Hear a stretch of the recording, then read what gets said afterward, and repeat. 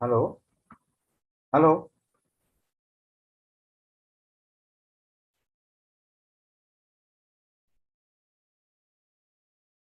Purita sir, am I audible?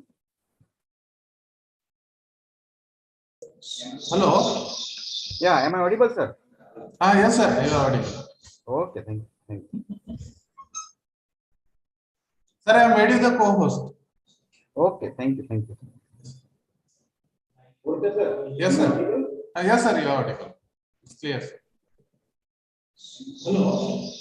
Yeah, am I audible, sir? Yes, sir. Yes, sir. Yes, sir. You are audible. Can you hear me? Yeah. Sir, I am ready the co-host. Okay, thank you, thank you.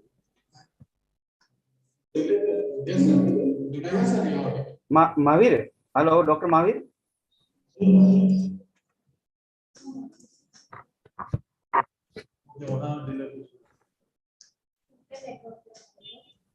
YouTube link था उसमें भी आवाज आ रहा है okay बाकी लोगों का इधर ही video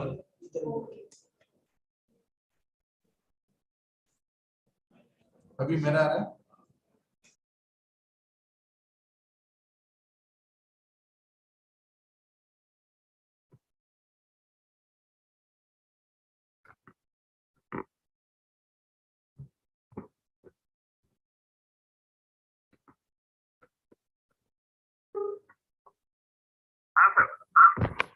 Sir, I think there is some echo.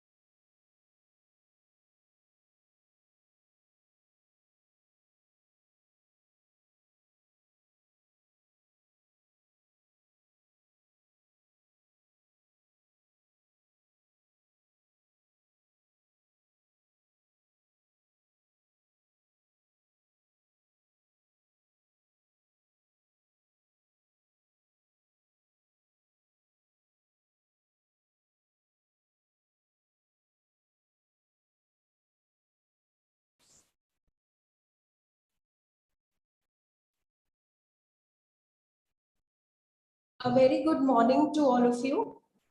I, Dr. Medha Wadhwa, would like to welcome all of you on behalf of Internal Quality Assurance Cell Sumandi Vidyapeeth to the national webinar on e-content delivery, development and delivery, and innovative pedagogical approach. Without wasting much time, I would like to invite Dr. Panata K.S., Director, Internal Quality Assurance Cell, to deliver the welcome address.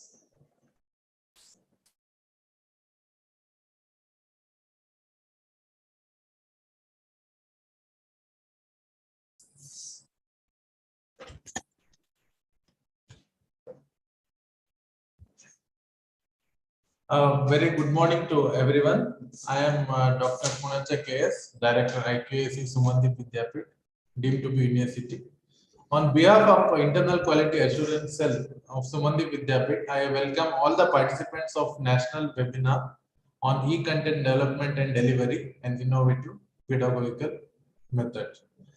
I would be giving a brief introduction about the topic and the contents before our speakers of the day take on.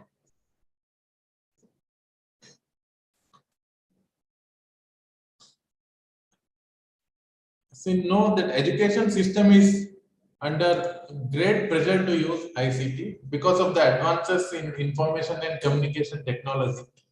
So in whatever the field is, be it corporate, banking, education, everywhere it has become somewhat mandatory. And to develop a knowledge society, it is essential to integrate ICT at all levels of education system. And particularly e-content is a very powerful tool for education. As we know, the e-content, we can call it as a combination of text, audio, video, images, animation, and visual effects that is delivered via internet, satellite, or mobile technology. And mastering ICT skills and utilizing ICT is of utmost importance for every teacher. Because if any teacher does not utilize, definitely the teacher is going to stay behind and also the students. Because you have to catch up with the pace how the world is moving forward. So, and the technology engages the student in getting across abstract concepts and logics in a short span of time. That is what student learns in 1 month can be taught in 1 week if you make use of proper technology and the concepts and we make it more clear.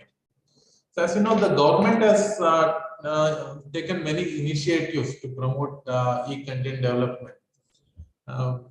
Particularly the Ministry of Human Resource Development under NME ICT, that is National Mission on Education through ICT. It supports development of e-contents in 77 postgraduate level subjects under EPG Pathshala, and similarly 87 undergraduate subjects under the Consortium of Educational Communication. But the sad part is not much is related to the healthcare fields. So all these are related to other sectors, and the government gives sufficient grants. So we hope in future the government takes healthcare aspect into consideration. So, and similarly, the National Education Policy 2020 clearly states that it is time to take on a policy that is undoubtedly student-centric. And as an offshoot of National Education Policy 2020, so the Academic Bank of Credit is devised. So in which a student can pick their teachers and timings, frame the courses, design the degrees, and study through any mode and give exams on demand. So this is going to be the feature. So future definitely faster in the other sectors. Maybe it would be a little slow in health sector because every course is recorded in the form of credits. So a student can accumulate credits which can be carried forward.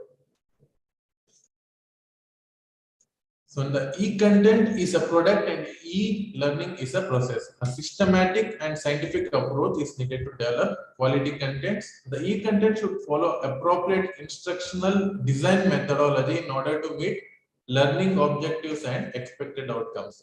So we cannot say that we just scan a document, make it into PDF and it becomes a e-content. So e-content has to be such that it includes all the aspects. That is, a e-content package can be used as a teacher in the virtual classroom situation. That is, Even if a teacher is not there, so if you are projecting a e-content package, so it should work or function like a teacher itself. So once you develop a very good content, so it can be used again and again in the form of a teacher itself. So the quality of learning depends not only on the form of how the process is carried out, but also on what content is taught and how the content is presented. So pedagogy, it describes the collected practices, processes, strategies, procedures, and methods of teaching and learning. So it has evolved largely as a product of pragmatic constraints, that is, constraints of time, class size, or the linear textbooks. However, the planned e-content packages have overcome many of these constraints as technology stimulates the learner. So the ideal e-content module should be technologically friendly, so it could be downloaded and used on any computer or any device, any mobile. So it has to be learner friendly for easy navigation. It has to be learner centric to be useful in self-instructional mode. It should be teacher friendly so as to be used in various teaching learning methods such as classroom lectures, tutoring, group or lab session. It should be used in multiple situations, and it should be self-evaluative so as to have plenty of evaluation material to give feedback to the learner.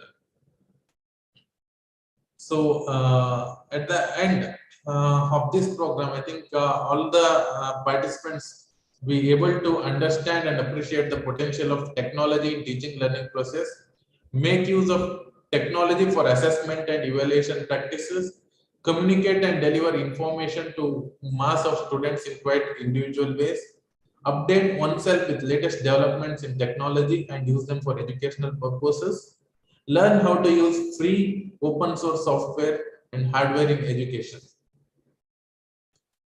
So definitely e-content development is undoubtedly not an easy process. It requires expert knowledge in the subject area, patience in creating the necessary objects that make up the quality, high sense of creativity in structuring and sequencing the topics, and the prepared content should be reusable across various learning management systems, which one of the speaker will be covering. So you can say the development and delivery of e-content in healthcare field is definitely a challenge, because the another aspect which comes into play is the patient factor, that is the clinical factors and the practical aspect in medical education system. Whereas if it was only theoretical, then it would have been a easy task. So definitely in the healthcare particularly, it is development of e-content is going to be a great challenge. But there is a lot of scope which can be explored by all the teachers. It is said that people are visual minded, they retain 20% of what they hear, 50% of what they hear and see, and probably 100% of what they hear and see and do. This is what the e-contents are supposed to do. And an ideal e-content module should fulfill all these criteria. So what we would expect from e-contents is that it should be able to stimulate the learner in such a way that we utilize the maximum of its potential in learning. So all these aspects will be covered by our speakers of the day. Our keynote speaker is Dr. Chinmay Shah. He is Professor and Head, Department of Physiology, Government Medical College, Bhavnagar, Gujarat, and also OST Research in DMER. So he'll be covering the topic life cycle of e-content. So and the specific aspects will be what is e-content, why e-content development aspects, that is analysis, design, development, testing, implementation, and evaluation. He has a great interest in teaching the e-content development aspects. So I think everyone will be benefited by his lecture today.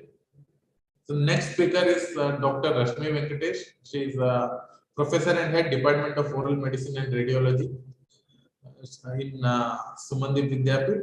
So her topic is open education resources. She will be speaking on designing accessible e-courses, open educational resources, creative common licenses, and evaluating and adapting open education resources.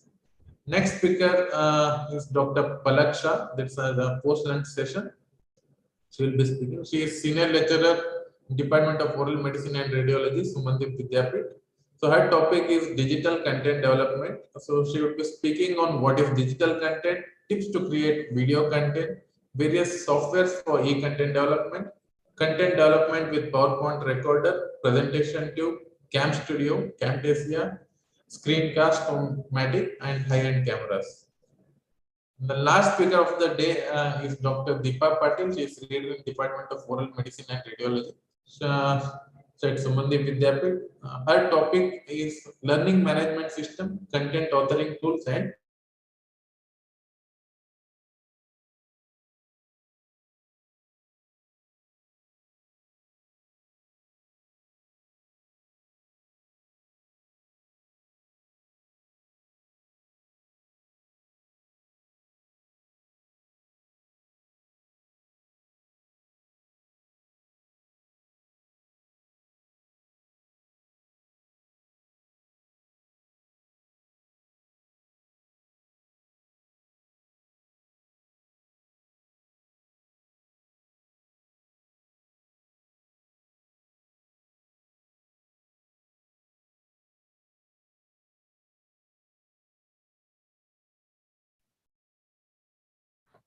Hello. Hello. Can any participant respond to me? Am I audible? Yes, sir, you are audible. Yeah. So I think there is some problem, technical problem on the other side. So should we start the session? Because somehow sir has been left.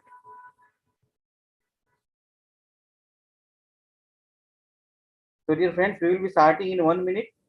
I request all of you to please have pen and pad with you because we will do some work as the title is development of e-content. We would like to have some activity. So I request everybody to please take pen and pad with you so that we can have activity.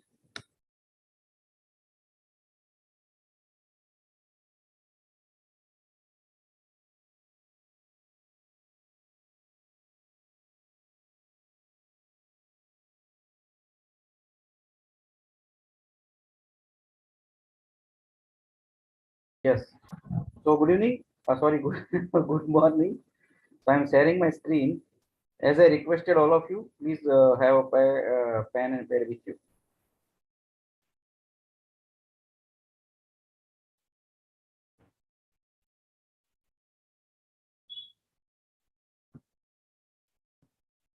I hope my screen is visible to all of you. Yeah. Is my screen visible? Yes. Yeah, thank you. So welcome to the topic of e-content development and delivery and innovative pedagogical method. So myself, Dr. Chinmay, I am professor and head at Medical College Bhavnagar, Gujarat, and OSD research at Gandhinagar. So see, today's our topic is development of e-content, and I consider development of e-content not less than having a mini movie. So I welcome director, scriptwriter, and producers of e-content.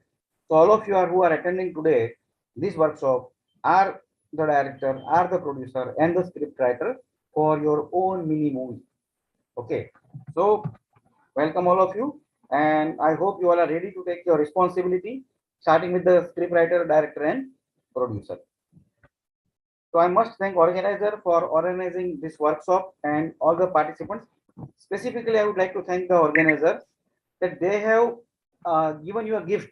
A box has been created and which the content is so much that if you all attend all the 4 sessions, I think everybody will get everything and he will not miss any of the thing because the participants throughout the day are going to cover all the minute things and intricacy of the development of e-content. Oh, this is my favorite slide. That all the content are not my own and are from various sources. So resemblance to anyone is not a coincidence. Actually, it is from that particular source. So I acknowledge and give due reference to all the content which has been taken from various sources. All the information provided is only and only for educational purpose. I am not affiliated with any of the slide which has been presented here, and lastly learn at your own risk. So whatever you learn, you have to weight it and then put into your performance. Next thing, though it is an online session, we will love to have a dialogue rather than monologue, because if I will speak continuous for 1 hour, you all will sleep, and most of, including my camera is off, so nobody will aware of what we are doing. So I encourage and I request all of you to do a dialogue and give response in the chat box. I hope all of you have access to the chat box of the Zoom. So you have to interact, you have to share, and you have to chat during all the sessions. So starting with the first question, what is the objective of workshop? Usually this slide is presented by the speaker and I also have get it ready. But see, objective of workshop may be different for university, may be different for organizer, and may be different for the speaker. So I request and I want all of you to share your objective of attending this workshop. So we will spare 30 seconds for this, and I request all of you to put in chat box why you are attending this workshop. What is your objective to attend this workshop?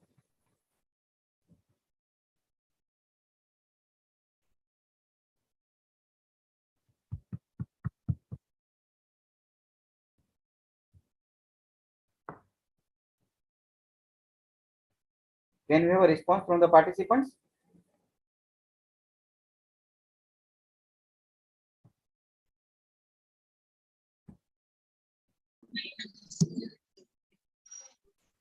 You can write your answer in the chat box, or you can just raise hand so that you can be unmute and you can share your view. One response is new learning and experience. Yes.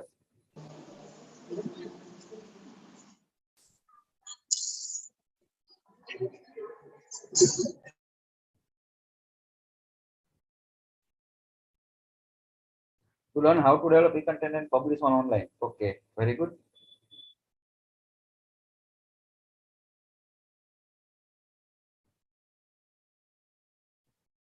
Okay, waiting for a few more. Then I have my objective of the workshop. We would like to learn from you that why you are here.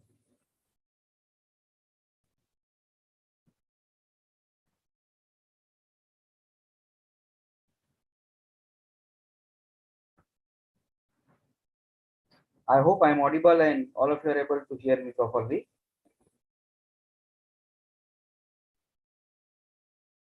Yes, sir. Yes, sir.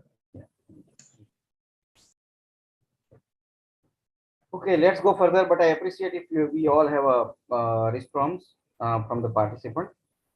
So these are the objective of the workshop. E-content, what is it and what is not, why e-content, how to design e-content, logistics required for developing e-content, use of web applications, websites for preparing e-content. So throughout the day, we are going to discuss all these things. Assessments using e-content, do and don'ts, challenges you face during the e-content. And when we say the develop e-content without IT support.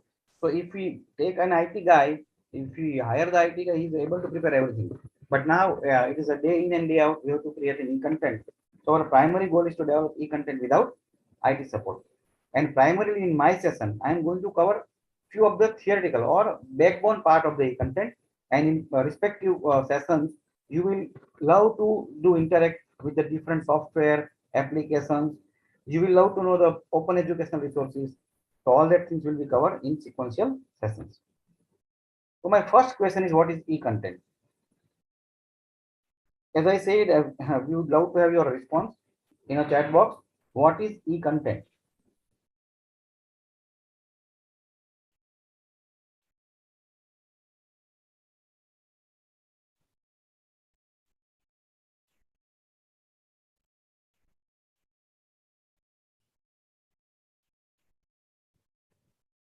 Can anyone define e-content? Or what is come to your mind when you hear this word e-content?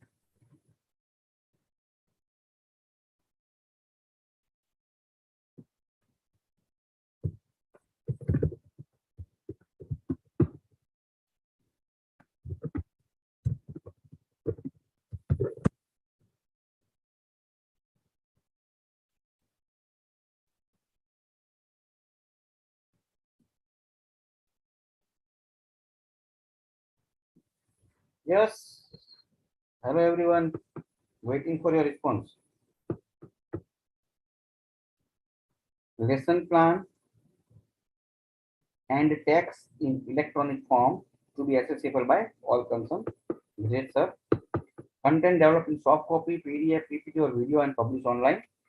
Any information getting through the internet. Learning through internet. Okay. E-content is nothing but a scientific content in PDF, PPT, audio, and video format. Great. I'm happy to see the response coming from different participants.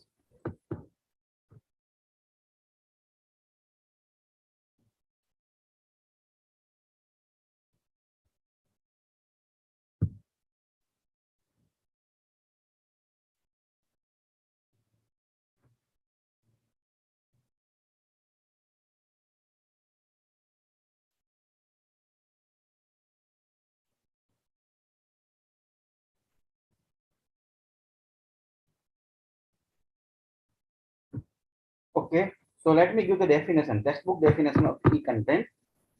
The e-content is termed as an electronic content that includes text, image, graphics, animation, audio, and video. Sometimes e-content will be a single element carrying any one of the above elements or all of the above elements together to display offline or online. See, it is not always online, so it can be an offline or online web pages and also to be transferable to the computer to another computer and internet. So you can take it in the pen drive and you can move from one computer to another computer. Okay, so this is the definition of e-content. Now, what is the need? Why we want to have any content? What is the need? Yes. Again, response from your all the participants are requested. Why we are developing e-content? One thing everybody knows that NAC requires e-content. Other than that,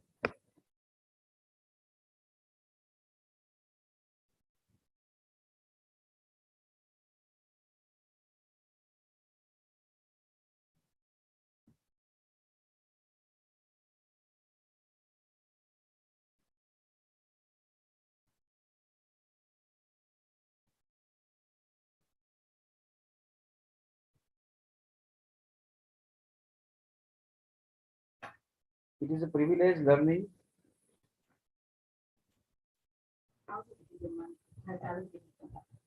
Privilege learning from your home or wherever convenient at your own place to be accessible even without physical presence with the teacher. Okay.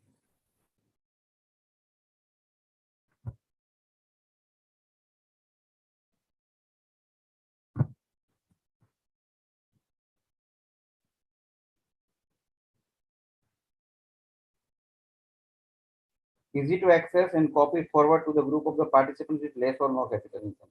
That's very good. So we want to reach everywhere, and the COVID has taught us that whenever we don't have an access to physical place, we should be able to reach there, and content should reach us, and that's why we need an e-content. So in one line, it is a anytime, anywhere learning which we want to access. Okay. So what are the types of e-content? So I'm sharing one link in the chat box. So I request all of you to access that link and give your answer. What are the different types of e-content? So you can click on this link and then give response here. For example, I am writing PDF and submitting. We'll give 30 seconds to everyone.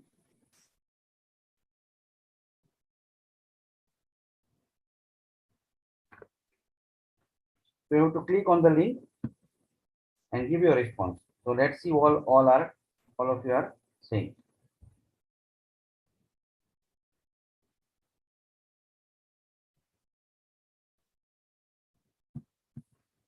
I hope you are all are able to access the link in the chat box.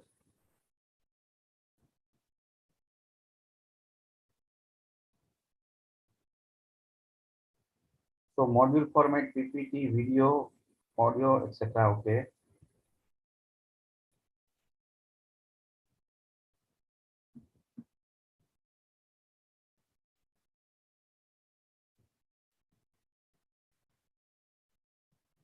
So we have 72 participants online right now.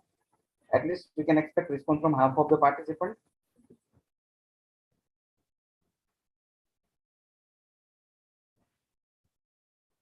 PPT, PDF, video, photos, YouTube video, excellent. We'll wait for 10 seconds more and then we'll go ahead.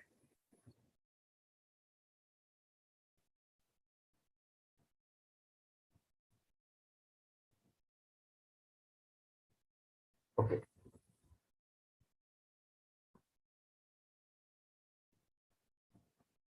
So what are the types of e-content? So these are the types of e-contents.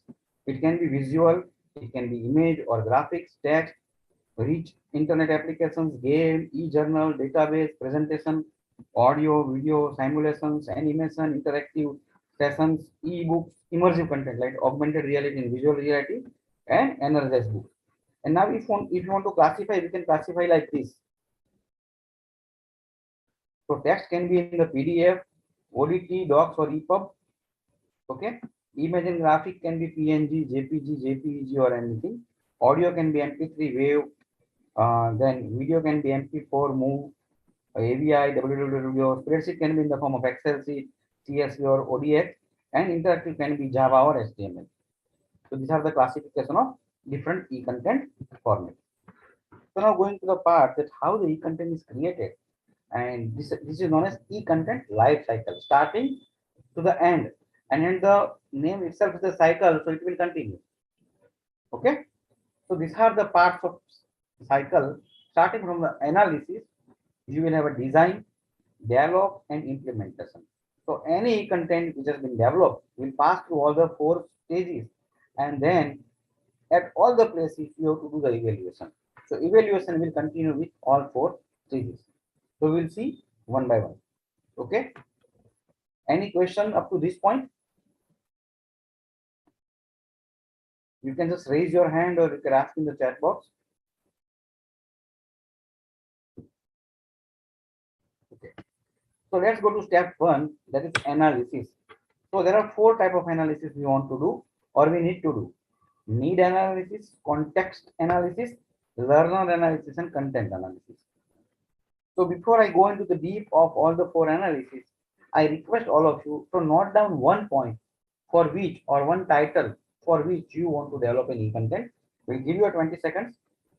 Think little bit and then write down one line or one topic for which you want to create an e-content.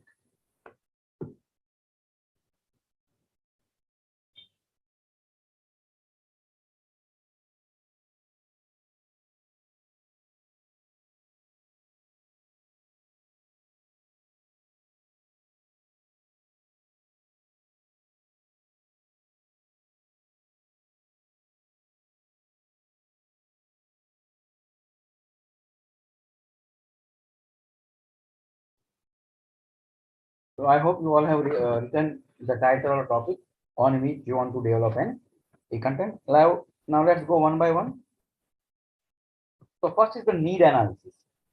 So do we really require it? I am from physiology and right now teaching respiratory physiology to the students. Now let me think that I want to prepare a e-content on regulation of respiration because I think it is difficult. But first and foremost, do I need to create it or already available? Okay, so that things we need to do. So first is the capture needs from multiple stakeholders using appropriate method. You ask your peer, is it anything available? You ask your student. Okay, that do we need or not? Identify the suitability of e-content for the proposed topic. Will student will able to understand that particular topic using e-content or I have to explain them in person? So identification of the suitability of the e-content for the topic. Then third is review existing e-content and identify the gap. अरे यार मेरे से अच्छा और किसी ने already बनाया है. Somebody is already created. For example, Dr. Mahavir is there and he has already created one wonderful video on regulation of respiration. Then why I should reinvent the wheel? I will simply take that video and give credit to Dr. Mahavir that okay, this is the video which has been created by him and it is excellent and these are the points which you have to learn from this video.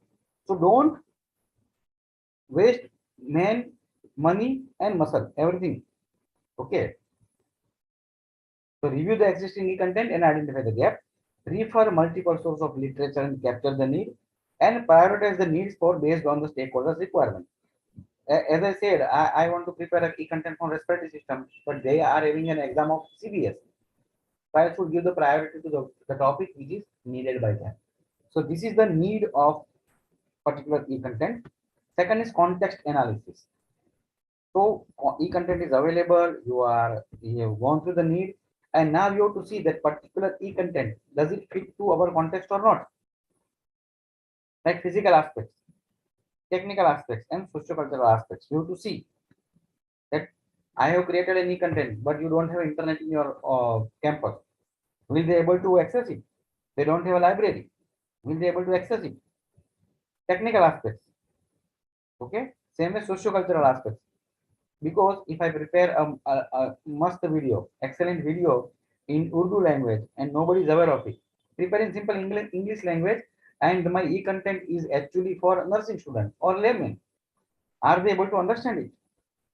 So that context analysis we have to do, and we have to articulate the kind of learning environment, informal or formal. Means I am going to ask them that okay, these are the videos available, and they can see at their own time. So this is informal, and formally today is the topic. I will teach this, and after that you have to go through this e-content. So is it so? That also you have to decide. So these are the point when you prepare your e-content, because we want to have a blockbuster movie. As I say, that our movie should not go flop, and because of our intention of making our hit blockbuster movie, we have to do the analysis. Learner analysis. Identify and specify the user as a student also nursing, DMLT, BBS, MBBS, MD, teachers, educator, trainer, parent, professional. Who are your learner? And capture following things: their previous knowledge, learning style, level of motivation, interest, cognitive, sensory, and physical disability, socio-demographic background. So this is important that I have prepared it, but it is for blind people. Then it should more focus on audio content rather than video content. If it is for deaf person, then you will focus more on visual and kinesthetic content. Okay. So analysis of learner for whom I am going to create it. Lastly, the content analysis. Identify the key ideas and prepare a mind map. कहाँ से कहाँ जाना है? First will be, second be, like third list, fourth list. Okay. And which is the type of content? It is a fact. It is a concept. It is a generalization. It is a principle. It is a process or what? So that you have to identify that which type of content you are going to deliver. Because based on the content, your format will differ. If it is a simple fact, you can put it in PDF. But if it is some process, you have to develop a video. So content analysis needs to be done. That which type of content you want to share. Check the quality of raw material available to you. Is it appropriate cognitively? Is it factually accurate or not? See, this is more important. If I am taking lecture today, regulation of respiration, and if I bluff something, students are going to remember for 1 or 2 hours, and then they will forget. But if my content is factually incorrect, that video is to be seen by all over world, and again people will see Dr. Chinmay has created a mistake in this point. Okay, so that is important. Identify the skill and value and facility. Specify the modality of uses. आप standalone use करने वाला है? Are you giving it as a supplementary, complementary, or integrated? So that is important. So what we have covered is need analysis, context analysis, learn analysis, and content analysis. So I'm giving you 2 minutes. Just go through your topic and just specify based on this analysis your need, context, learner, and content. So we give you 2 minutes to do a work on your topic which you have chosen.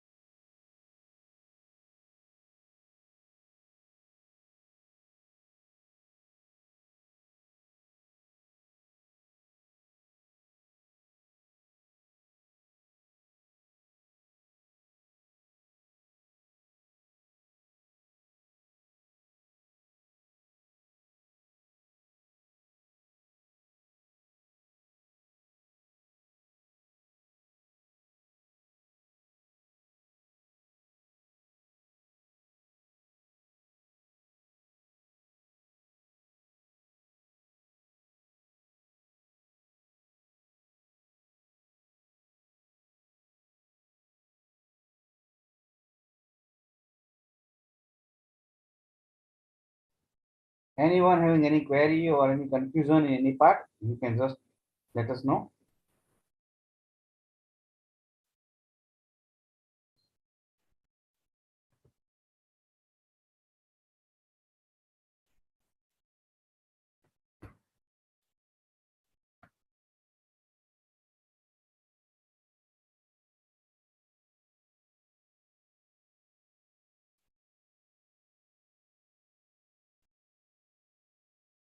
Okay, let's move to the next part. I hope you all have done at least a few of the analysis.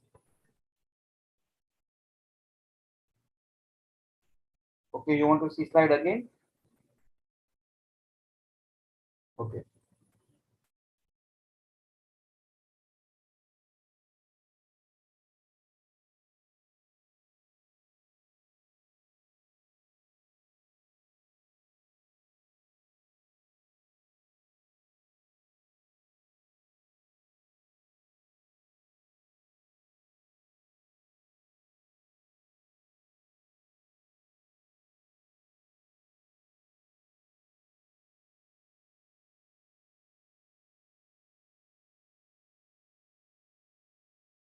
So this is need analysis.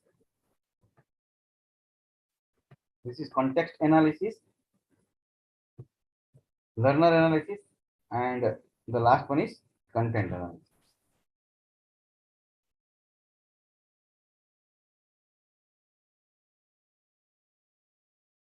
Okay, so let's go further.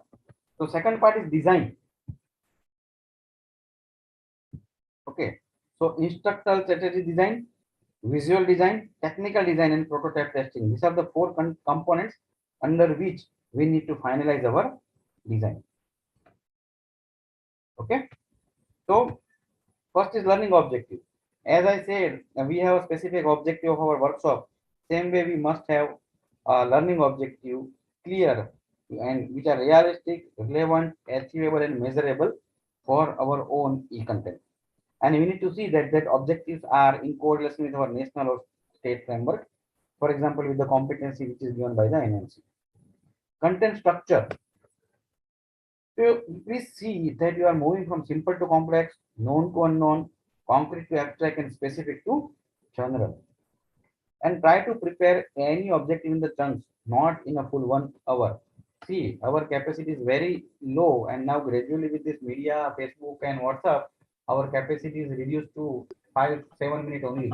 So your content should not be more than 10 minutes. Okay, prepare in a chunk. Learning strategy, which type of strategy you want to use for preparing e-content, that also you have to finalize. And you need to ensure the active participation of the learner. You can use in between different softwares which do the assessment inside your e-content, and so you will have active involvement of the participants. Evaluation strategy. And during the e-content, you also have to finalize that what type of evaluation you want to do to see that students have learned from your e-content. So integrate immediate and constructive feedback mechanism, ensure assessment of learning outcome, design assessment with the flexibility in terms of pace, time, frequency, media, etc. Try to design alternative assessment strategy also. You can go for AI-based peer assessment. Okay, so you have your own innovations. Ensure assessment are created in multiple formats to maintain the motivation and engagement, and design mechanism to maintain and track the progress report of the learner. If you will not check the progress, few of them will do, few of them will not do. So it is your duty and headache that you have to maintain this also. Select suitable media, as we have discussed previously. You have to select the suitable media which suit to the participants, their cognitive, sensory, and physical disability. As far as possible, design proper graphical user interface so everybody can use it in all the different format. Yeah, I can see it on laptop, I can see it on mobile, can tablet, or can look pen. So you need to develop a suitable graphical user interface, and many of the people are using institutional learning management system for providing this e-content. Font. Why the specific importance has been given to the font? You might have seen that if the fonts are not proper, students are not able to perceive it properly.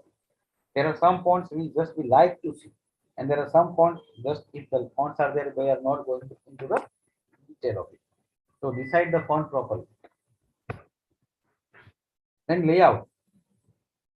There will be a big in between content, and there are small side content on the side. It will be a circular, it will be rectangular. So how the layout in which you are going to give it to, आप कैसे परोसना चाहते हैं, okay, कैसे आप देंगे, so that also you need to finalize. Technical design, okay, develop any content which is easy to navigate, revise and reuse. See, otherwise they will not see. But technical design should be user friendly, should be participant friendly, should be student friendly. Okay, and it helps them to navigate very, very easily, even if they are disabled in one of the sensory part. Prototype testing. So before giving to the particular people or before releasing, you must do a prototype testing by giving your peers, by giving your favorite students, few of the students, and ask them that is it okay, and see that the graphic interface is proper, it is accessible, usable, adaptable, scalable, sustainable, and interoperable. So you have to use this, and when you are defining your content, you have to fix the timing that I will do it for 1 hour, 2 hour, 1 day, 2 day, or 1. So that all need to be finalized. So this is step 2, design. What we have seen is instructional strategy design, visual design, technical design, and prototype testing.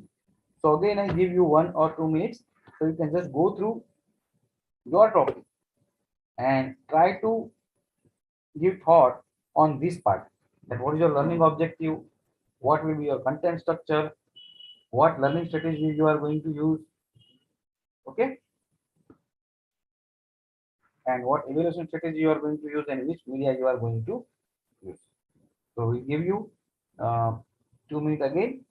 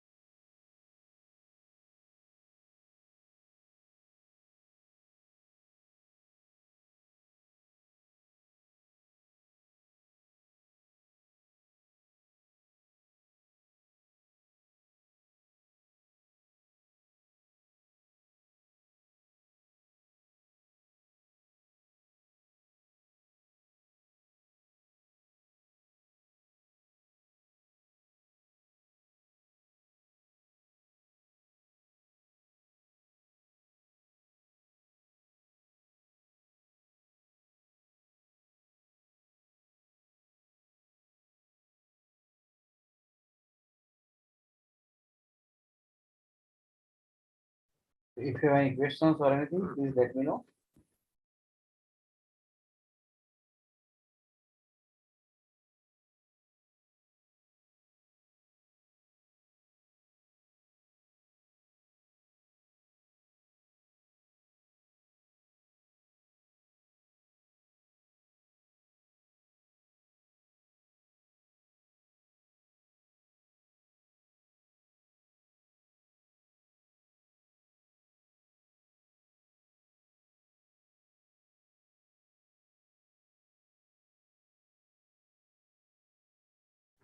Okay, so let's go to the next step.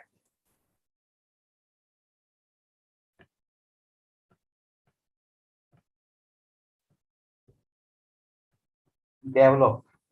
So now, what we have done, we have done the analysis, we have now finalized the design, and now we are starting the development, which can be break out into following 6 points: storyboard, production, review, metadata profile, delivery strategy, and process documentation.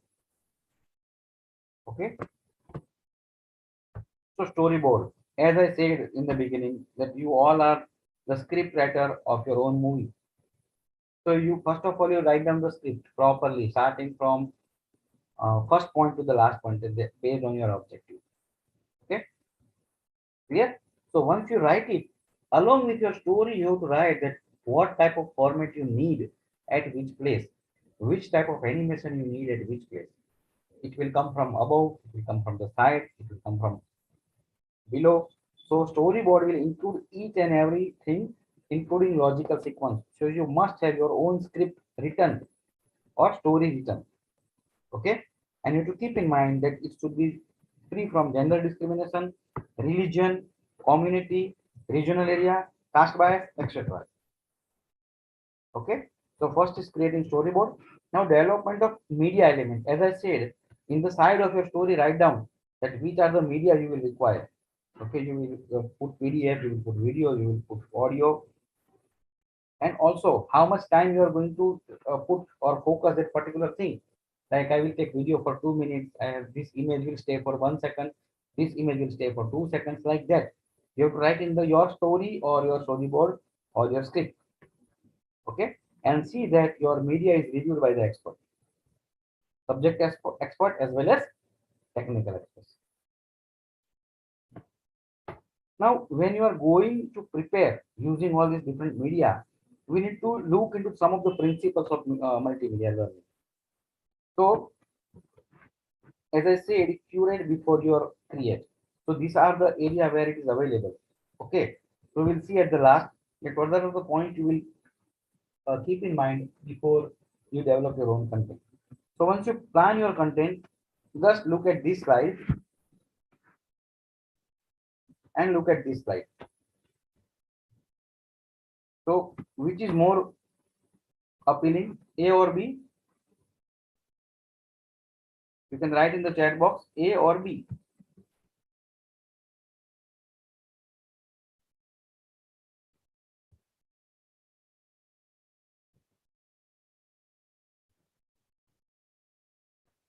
Yes. So it is a B, and the multimedia principle says just use the words and graphics rather than words alone. Okay. Going to the next, graphics can be still graphics or motion graphics. It can be line drawing, chart, photograph, table, graph, or in motion graphics, it can be animation or video. Okay. And see the graphics whenever it is required, not just for the decoration. You can use these graphics to represent the facts, to show the integration, to show the relationship, to show the transformation, explain how something works, and make an invisible phenomena visible. Okay. Now this is scenario 2. There is one image and some label. This is figure 1 and this is figure 2. Which is more appealing? 1 or 2? You can write in the chat box.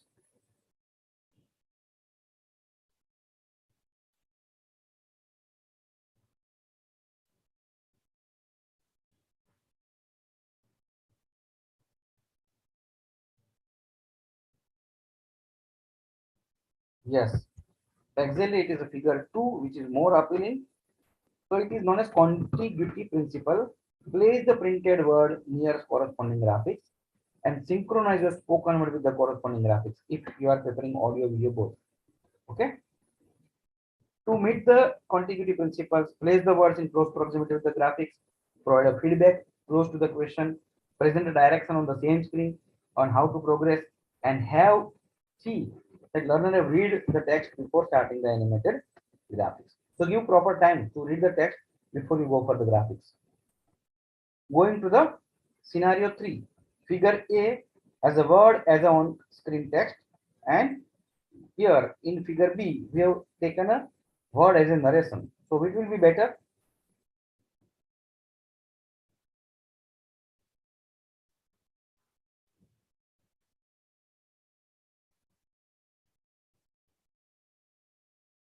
A or B?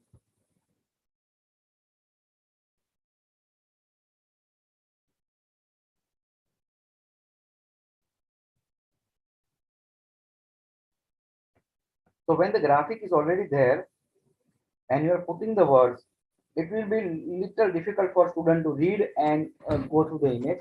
Rather, it will be better if you go for the narration. So present the world as an audio narration rather than text. As we know, the working memory limitation is also 15 to 20 seconds and 7 items. Restrict your presentation to 7 to 8 minutes only. And so segmenting principle says they break a complex lesson into bit size of segment. So keep video short and insert a reflection spot in between. Okay, so you can use the software H5P for this. So scenario 4, animation and narration both has been given, and here there are three things: animation and on screen text. So which will be better?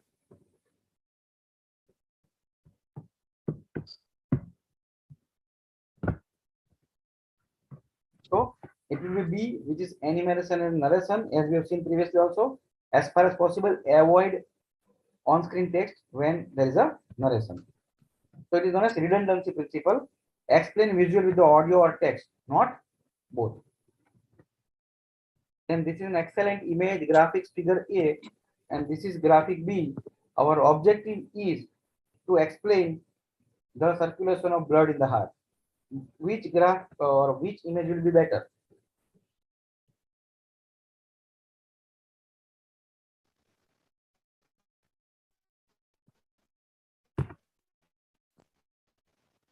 So you can see this type of images, simple external image, and second time it is a simple image, but meeting the objective. So coherence principle says that don't use material that doesn't support your learning goals. So avoid using extraneous graphics, avoid using extraneous audio, words, use simplified visual to highlight your key point. Then personalization principle means use friendly conversation. Okay, as you are making a movie or you are talking with your student inside the class, so use a friendly conversion. Don't make more of pose and more fancy. As far as possible, make it friendly. Signaling principle, use clues to highlight the important material. Okay, so you can pause in between, you can highlight the heading, and you can use arrows or circle to signal important words. Pre-training principle, ask them to read before they come to view your content. Okay, and as we know, the learner can be either auditory or kinesthetic or visual, so you have to prepare your content which is suitable to all the three types of learner. Okay, and keeping few beside as the time is less. And lastly, you have to show that whatever programming you are using, it consonance with the storyboard and having a logical sequence and integrate it properly. Take a feedback. As we have seen, the evaluation will come at every stage. Okay, so evaluate properly and take the response from the participant, from the stakeholder, and based on the feedback, make change if it is required. Then preview. Once your things are ready, based on all these principles, based on your content analysis and everything, then preview it. Check for your objective, check for technical part, check for pedagogical part, take the feedback and act accordingly. And metadata profile. This is important when you are putting your things on online. So the words which you use should be from the standard vocabulary, abbreviations and listed in the glossary. So if you use this properly when you are uploading online, it will help us to search our video or audio correctly. Okay, because now this is our movie. We want people to search it more, and we want to see that people give feedback, people give a thumbs up, like that. Our subscribers should increase. So it is based on your metadata profile. Find out the delivery strategy. What are the list required for your hardware and software when you are going to upload it? Specify the modalities of delivery. Are you going to deliver in LMS? Are you going to deliver in WhatsApp or web? So that you have to finalize and provide step-by-step instruction whenever required.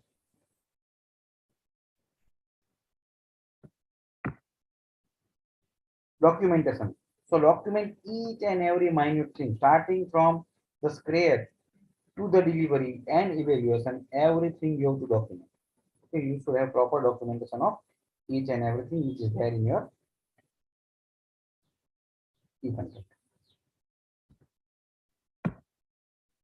Okay, so what we have seen in this development part, storyboard, writing storyboard, production, preview, metadata profile, delivery strategy, and process documentation.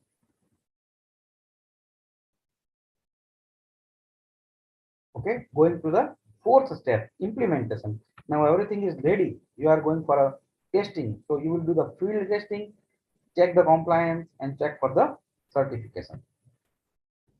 So testing, decide target group, do the testing. Okay, now whole content is ready. And as I said previously, modify the content depending on the feedback. Okay, see the compliance, it is meeting the objective and also meeting the technical standards and requirements. You should not be preparing in Microsoft old version or hi-fi version, which is not available easily to the public. And see for the certification. See here, certification you have to go for either copyright or you can go for Creative Commons. You will see at the end what are the different Creative Commons available. Okay, so see that you got proper certification from proper agency of your e-content, so it will increase the validity and visibility of your e-content. Okay, last and the step which is included in all four steps, that is evaluation. So you should have proper feedback mechanism and improvement mechanism. Develop feedback tool for collecting the feedback from different stakeholders. Mount the feedback tool on the platform for easy access. बस मैंने रख दिया है, feedback है, ऐसा नहीं, it will be easily available. An item of feedback should relate to the techno, pedagogy, content and contextual relevance.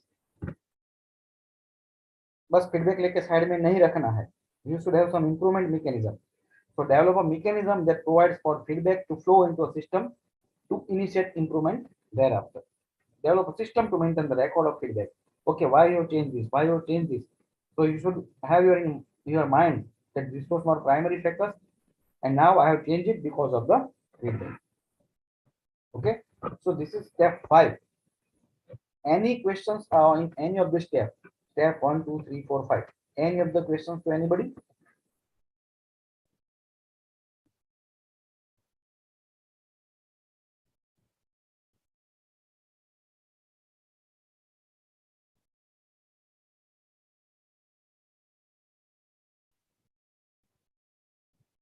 Okay, so let's go further. As I said previously, curate before you create. So what you have to check, if you have one video content prepared by any of one, what you will check? First of all, a long list is available. I will be sharing with this organizer, so you can get it the detail. I am not just narrating. So what you will see, you will check the content. You will see the pedagogical consideration, okay, technical consideration, and last and important for any institution and universities, administrative, like cost, durability, number of license and all that thing. So whenever any content is available to you, before agreeing or accepting it, you have to check all these things: content, pedagogical consideration, technical consideration, and administrative principles. Then and then you can finalize, okay, this we will use and this we will create. So for IPR, once you prepare your content, you can visit this site, ipiindia.gov.in, and as far as possible, create your things open source nowadays. Okay, and when you are creating an open source, we have next whole session on open source. You should go for Creative Commons. What is Creative Commons? It is giving authority to your reader or your participants to use it further. So it can be in the 4 format. You want to just give an attribution, okay, use it. And when the word SA use means you use it and you share, as I have shared this, you can use it for non-commercial purpose and you cannot derive anything out of this. So this you have to keep in mind, and that's why you will see this symbol at few of the places. This is most open attribution CC, simple. You can do anything and everything, even use for commercial also. This is only you can use if you do share alike. This is you will do, but you will not derive anything out of this video or e-content. This is for, you can use it, but only for non-commercial purpose. You have to share alike, non-commercial purpose, okay? And this is non-derivative. So this is most closed. So as it is, you can use it. So these are the Creative Commons. So based on your need, and your principals, you can go for Creative Commons. Okay, so I think this is all about what I have to share. As far as theoretical part of the e-content is there, if you have any query, you are welcome to ask your queries. You can ask in the chat box, or you can just unmute yourself and ask. Do we have any questions?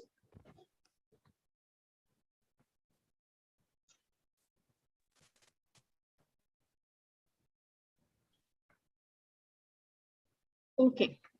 Thank you, sir, for sharing your valuable insights. Your session has indeed been very informative, especially the scenarios which were very illustrative and would have definitely helped our participants. Thank you so much, sir, for sparing your valuable time for the session.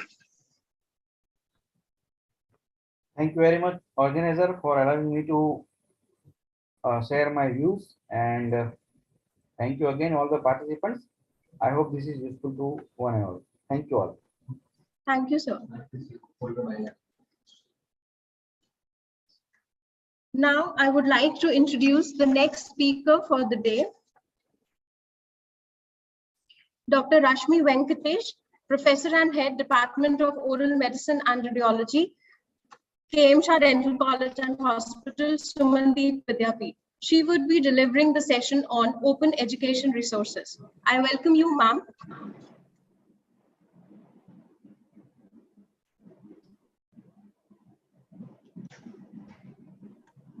Can you make me co-host? So can Yes, ma'am. Yes, ma'am. Just a minute.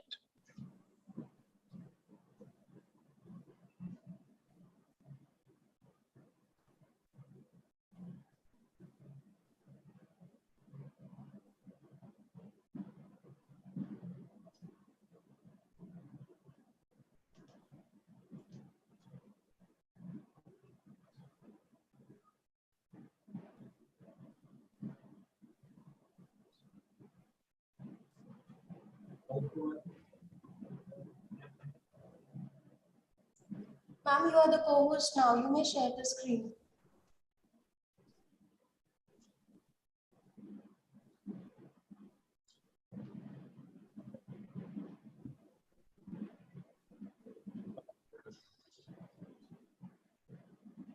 Is it visible, my screen? Yes, yes, visible. Thank you, Medha. I would like to thank Director IQSC and whole team of IQSC for giving me opportunity to share my knowledge on e-content. This thing. Today I'll be briefing. I'm telling because it is a very vast subject. So in a span of 45 minutes, we cannot learn everything about open educational resources. So I'll be briefing about this topic. So in this lecture, we are going to learn about what do we understand by open education, open educational resources, various certifications, that is Creative Commons license, and what are the sources where we can search or find OER in multiple media. And once we get appropriate OER, how to evaluate for its quality.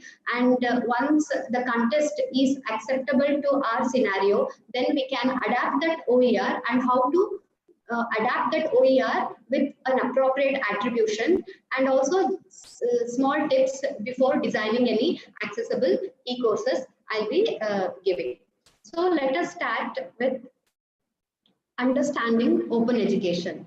So open education, it is a philosophy. The philosophy about way people should produce, share, and build on knowledge. The proponents of open education believe that everyone in the world should have an access to high quality educational experiences. For example, so many students or learners will not be able to undergo formal education. But if open educational resources are there, even they can learn and they can build their knowledge. So the main aim of this kind of thought or a philosophy is to eliminate the barrier for all the learners, which is preventing them in learning. So what are the barriers we find in formal education is high monetary costs. If we want to go and study in MIT, probably everyone cannot afford going there. Or in formal education, mostly it will be ruled or it will be administration is mainly by statutory council. So the syllabus or the material would have become outdated or obsolete if it is not updated on day-to-day basis. And also there are various legal mechanisms that prevent collaboration in formal education between scholars and the educators.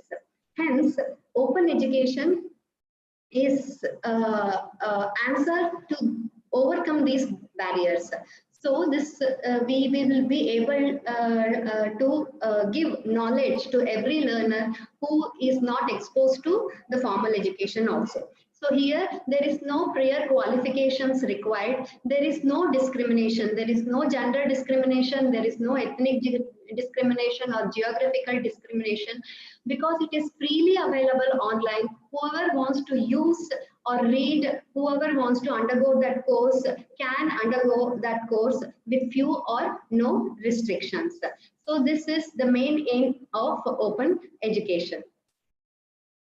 When we trace back the history of open education, it was in 1994, Wayne Hodgins termed or coined the term learning object. What do we understand by learning object? These are the materials that can be made and produced, which can be used and reused again and again. And David Willey coined the term open content. Open content means the content available to all the educational community, to teachers, to learners, everyone who are in formal education, who are not in formal education, everyone. The content should be open or available among the educational community. In 2001, Larry Lessig, along with his co-workers, found the Creative Commons, where the restrictions are not there like copyright. These licenses are more flexible when we come into Dr. Chinmay sir has already told about the CC license. I'll be just briefing about that again. And in 2001, MIT announced its open courseware initiative, and following which there are so many declarations in different countries, different governments for promoting this open education, because education is right to all this thing. In 2007, Open Education Declaration in Cape Town. In 2009, Dakar Declaration. In 2011, UNESCO, along with Commonwealth of Learning, gave the definition for open educational resources. And in 2012, Paris OER Declaration was done. So, the open education concern says that sharing is probably the most basic characteristic of any education. That means education is sharing knowledge, insights, information with others. So by doing this, we will build upon a new knowledge, new skills, new ideas, and new understandings. Hence, open education advocates to define open as, open means in open education, accessible, means accessible to every single individual, and appropriate, according to their context it is appropriate, and convenient, as somebody had answered in a chat box, at their convenience they can sit at home and read the content. So convenient, effective, and affordable, because these are freely available or with the very few restrictions, or probably the very minimal payment if the certification is required, and sustainable, and also this is available to every learner and teacher worldwide. So with the advent of internet and digital technology, this openness has increased. It has transformed the educational world in various forms. So according to David Willey, the resource, open resource means it should be certified or licensed in such a manner that users can engage in 5R activities. What are those 5R? 5R is retain, reuse, revise, remix, and redistribute. What do we understand by these 5 R's? Retain means any open source, like either the text material or the video recordings or audio, whatever. A person who is browsing or wants to learn about it can make their own copies. Means they can download, they can duplicate, they can store, and they can manage. And also, we open educational resources, we can reuse those resources. Reusing those resources means the right is given to the user to use the content in a wide range of ways. For example, as a teacher, I can download the material, somebody else's video, and I can use it in my class or in my study group or in a website, etc., or during my presentations. So there will be right given to reuse the material. Third one is revise. Revise means we can take the original content, then we can adapt it or adjust it or modify it or alter the content which will be suitable for our context. For example, the need, Dr. Chinmay sir told whether there is a need, if already somebody else has created a video, whether there is a need to create a similar video, we can directly adapt it. Or if we feel it is not exactly matching to our context, we can adjust it or modify it. Means, for example, a questionnaire is there which is apt for evaluation of pain or dental pain. So only thing, it is not understandable to our local population. So we can take that questionnaire and translate the content into another language. Okay, that is the revise. The fourth one is remix. Remix means right to combine the original or a revised content with the other material. So we can plug two different materials and we can create something new. Okay, so we can again apply for the Creative Commons license for the new content what we have prepared. The last one is redistribute. Redistribute is to share the copies of either original content or the revision or the remixes with the others. For example, sharing the content with the students or with the friends, etc. So these are the 5 R's which we should know regarding open education. Now, various forms of open education is usually open technologies are used in open education, like massive open online courses, open access, open data, open textbooks, or open courseware, etc. All these technologies include free and open source software. So it should not be any paid software where again the student or a learner is unable to enter that website. It should be everything on a free online softwares. Okay. Other than this, open courses will have case studies, audio lectures, interactive texts, lecture notes, discussion forums, training materials, simulations, illustrations, images, and also evaluative materials and assignments. Okay. Coming to massive open online course, MOOC usually aims at a large scale of participation in open courses. The philosophy of openness is practiced in MOOC. That means sharing the knowledge freely and provide an open access to indefinite number of participants with no demographic, economic and geographical constraints.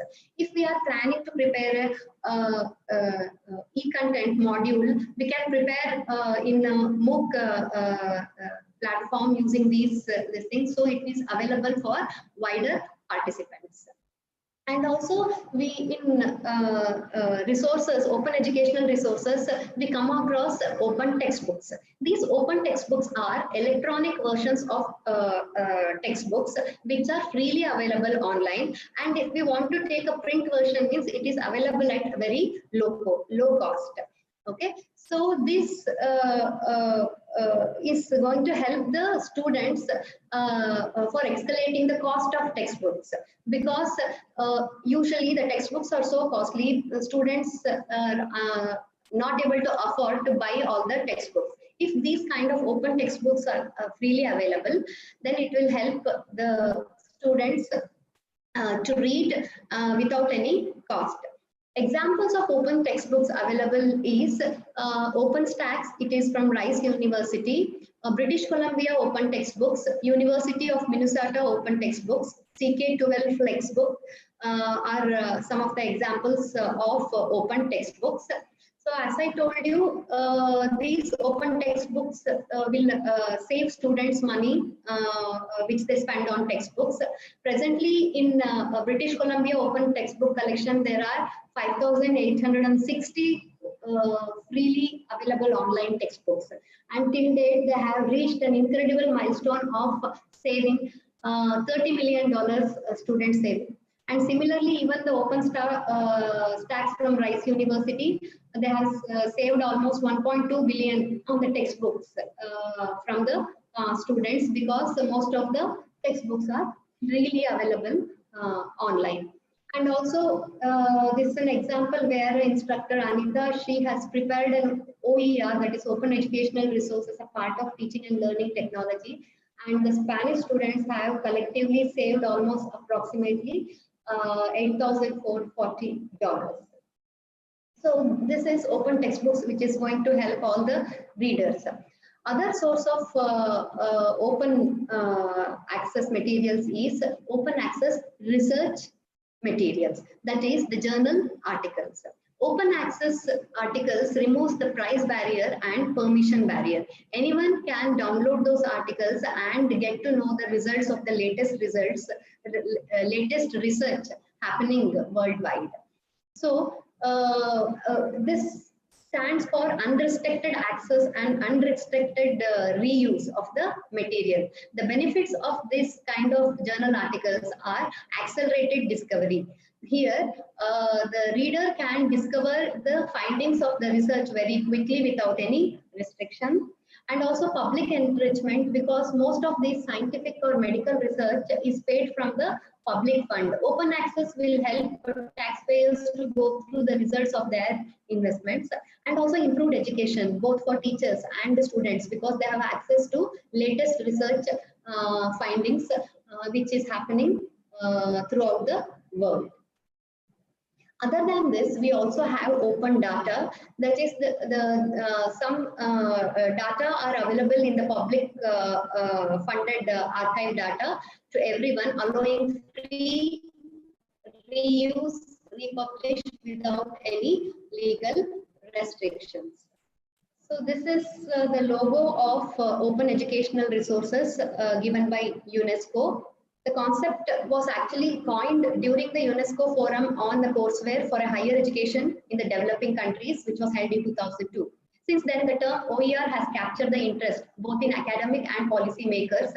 They are trying to improve the delivery and access to higher education around the world for all the underprivileged or disadvantaged learners also.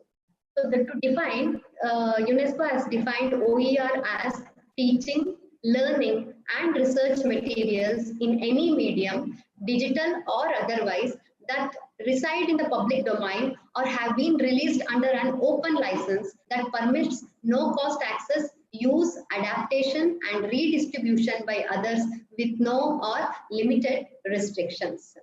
So because of this no or limited restrictions, we have various benefits of OER. This includes this open access materials increases accessibility of every learner for quality education. And we can see the wider participation in education, and also students will be saving on textbook cost. This helps us to student to improve their performance and satisfaction. And also it reduces the faculty instructional content developmental time, and also helps in collaborative teaching learning practices. And also helps the informal learners to build up the confidence who have not actually entered the formal education. They will not be very confident, but because of OERs, they will also build up some amount of confidence, and also build the capacity among the teachers where they can adapt already existing OERs or reuse it or repurpose it during their teaching learning activities.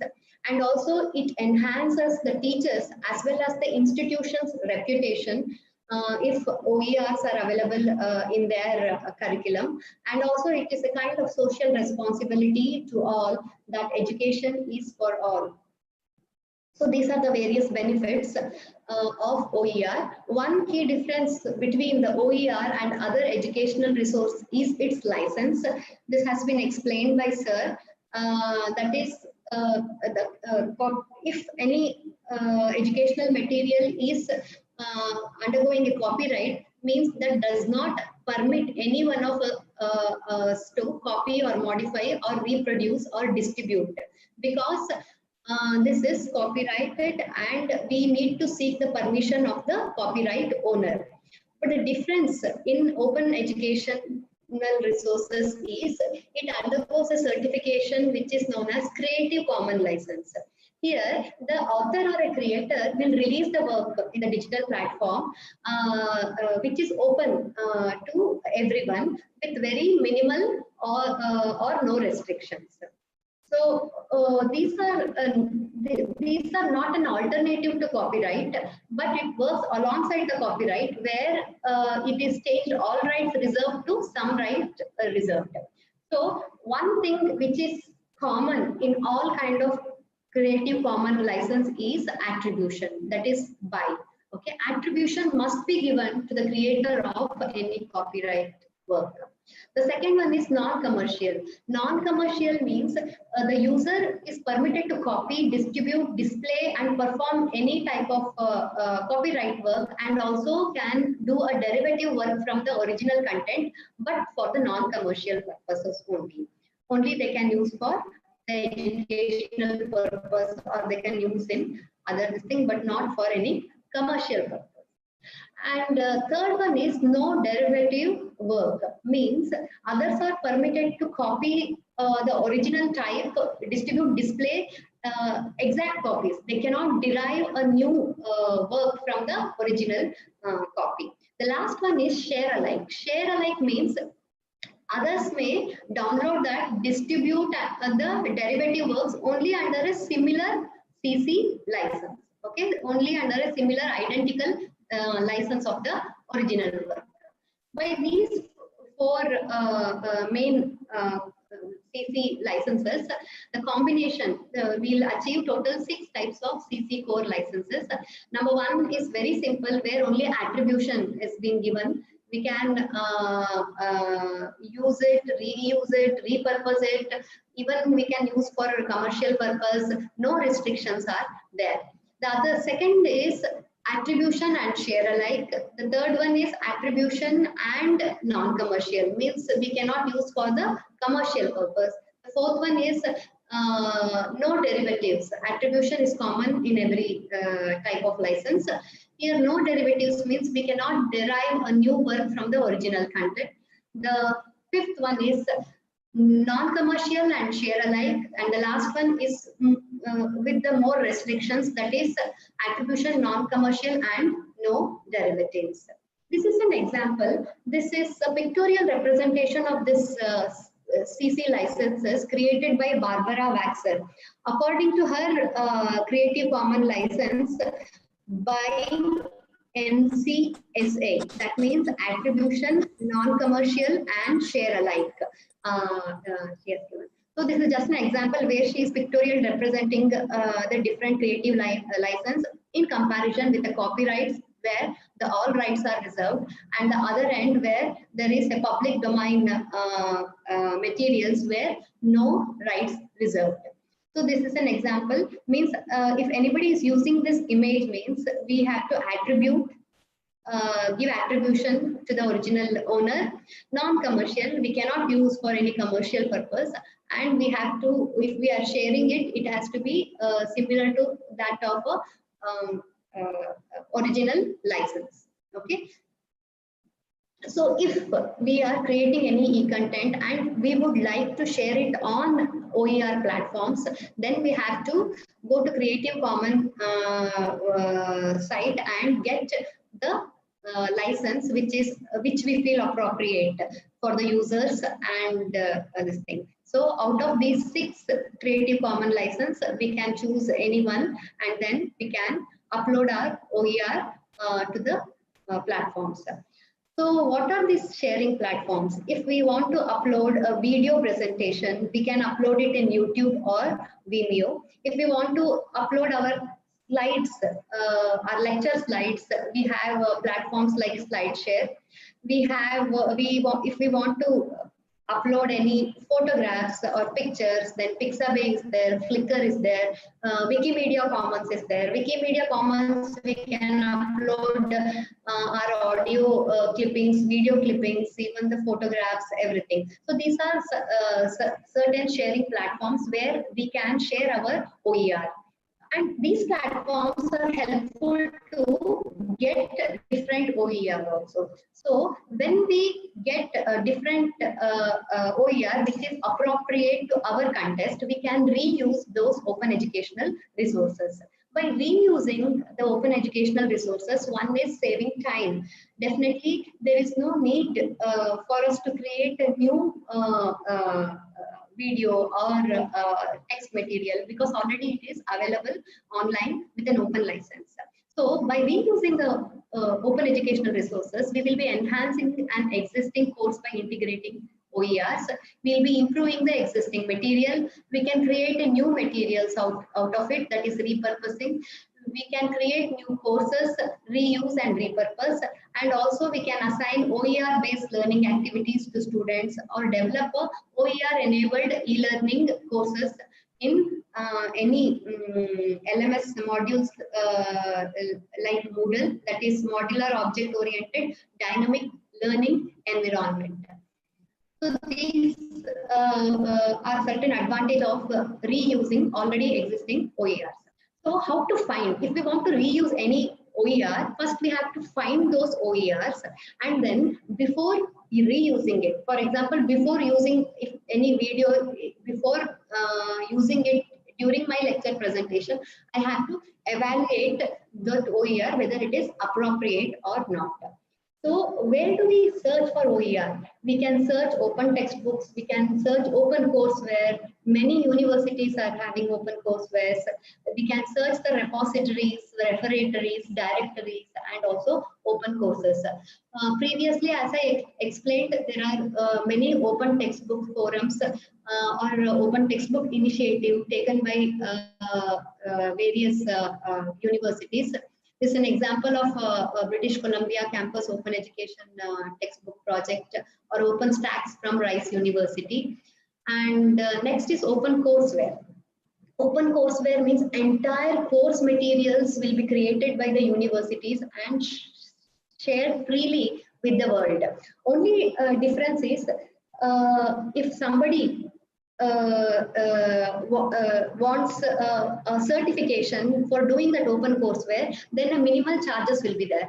Otherwise, usually these open coursewares are open to all. Whoever wish to acquire knowledge, they can go through the entire courseware. The examples of such courses are MIT Open Courseware and also the Open Courseware by Johns Hopkins Open University. So these open coursewares are usually CC licensed with attribution, non-commercial, and share alike. Okay, so we can derive from these kind of open courseware. So we can adapt it, we can derive a new material, and we can use it along with our students. Next, where we find OER is in the repositories or referatories. Repository is actual resource files where the OERs are uploaded, so we can go to directly to repository. Examples are OER Commons and Jorum. The referatory is just a gateway where it will point out where exactly the open resource, educational resource is available. It will give a hyperlink gateways will be there in a referatory. So this is an example of repository, OER Commons. This is a public digital library of open educational resources where we can explore many OERs. We can create our own OER. We can collaborate with other educators worldwide and create our OER. This is another example for repository, OER repository, WOU University, where again we can create, we can share, we can collaborate with other educators worldwide. Next is directories. There are certain directories where it will navigate us to find the appropriate OER which is helpful to us. Examples of such directories are Directory of Open Access Books and Directory of Open Educational Resources. Next is open courses which are available online. There are so many advertisements coming on television, that Udemy, Khan Academy, where there are so many open course initiatives are there. Usually these are by the academic and non-profit organizations. These are certain examples which I have put: Canvas Network, Khan Academy, Udacity, Udemy, etc. But in recent past, various private and commercial players also has ventured into MOOC. This is another form of open course. It is, I can say it is partially open because there are slight restrictions in that. Even the Indian government has taken massive initiatives promoting open educational resources. Important one is Swayam program. This is the program initiated by Government of India, which is designed to achieve the 3 cardinal principles of educational policy, that is access to everyone, equity and quality of education. The objective of this effort is to take the best teaching learning resources to all, including the most disadvantaged students or learners. For example, who are in the remote place area where there is no formal education provided. So even those students or learners can be benefited by these programs. So this seeks a bridge between the digital divide of students who have remained untouched with the digital revolution, who have not been in the mainstream of economy. There are total 9 coordinators under Swayam. The Government of India has appointed 9 coordinators. For school education, the coordinators are National Institute of Open Schooling and National Council of Educational Research and Training. And out of school students, for them, Indira Gandhi National Open Universities. For management studies, Indian Institute of Management, Bangalore. For teacher training programs, National Institute of Technical Teachers Training and Research. In case of engineering, National Program on Technology Enhanced Learning. And in self-paced and international courses, All India Council of Technical Education. And last but not the least, the University Grants Commission for non-technical post-graduation education. It was said in the previous lectures that almost 75 post-graduate education open courseware are available under University Grants Commission. The National Program Educational Enhanced Learning is actually funded by Government of India and Ministry MHRD. It's a joint initiative along with 7 IITs and IICs for creating a course contents in engineering, science, humanities, business and social sciences. All these open courseware are licensed with share alike and attribution. And as I told you, attribution is the minimal license which we can distinguish, and it is common in all type of license. So we can find OER any kind of open educational resources. It can be text, it can be images, it can be audios, and it can be videos. But how to find out whether we can reuse that or not? That is by checking their CC license. If a text is there, if we want to copy that text or reuse that text, or we want to build upon that text, we have to first check their license. Usually we get the text material in open textbooks, open courseware, repositories, referatories, directories, and open course content. How to find out the CC license of it? One can use a Google advanced search for the options. When we click on the Google search, when we navigate down, there is a filter given where we can check what kind of license we are looking for, so we can reuse those materials or repurpose that open course text materials. Similarly, for the images, we can search images in Flickr, Google Images, Pixabay, or Wikimedia Commons. So wherever we are searching, we have to check this image is licensed, that is some rights are reserved, it is non-commercial, no derivatives and attribution. Even in Google Images, we can go to advanced search and check for the license, what license is there. The image platform where we can find public domain pictures is in the Pixabay. Pixabay, we can find and share photos which are free of copyrights. Means there is no license. We can copy, modify, distribute. Even the attribution is not compulsory. Excuse me.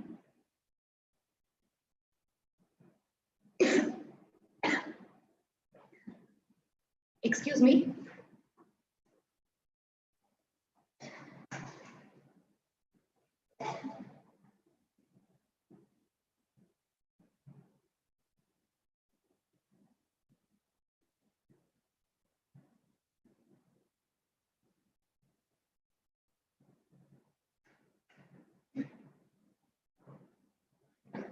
I'm sorry.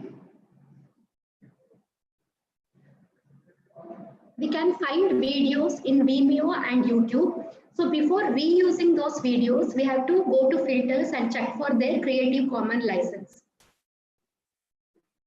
Even in Vimeo, in the filters, we can apply the Creative Commons license, and then we can reuse or repurpose the videos. Even the audio presentations are available under various platforms, example Free Sound, SoundCloud, CC Mixer, etc. In Wikimedia Commons, we get images, sounds, and video clips. These are licensed attribution and share alike. So we can repurpose it, we can derive work from it, and also we can commercialize the Wikimedia Commons images, songs, and video clips. There are search engines to search OER like Creative Commons Search, Open Educational Consortium, or the Serendipity.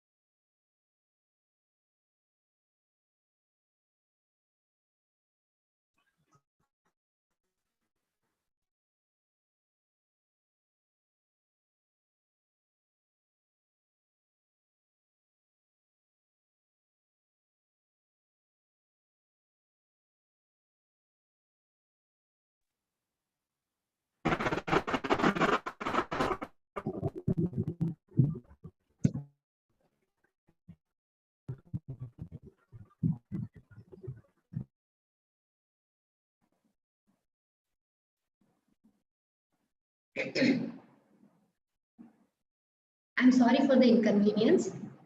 So once we find an appropriate OER, which is according to our need or purpose, we have to evaluate. For evaluation, we have to check its relevance, accuracy, language, interactivity, accessibility, openness, and technology.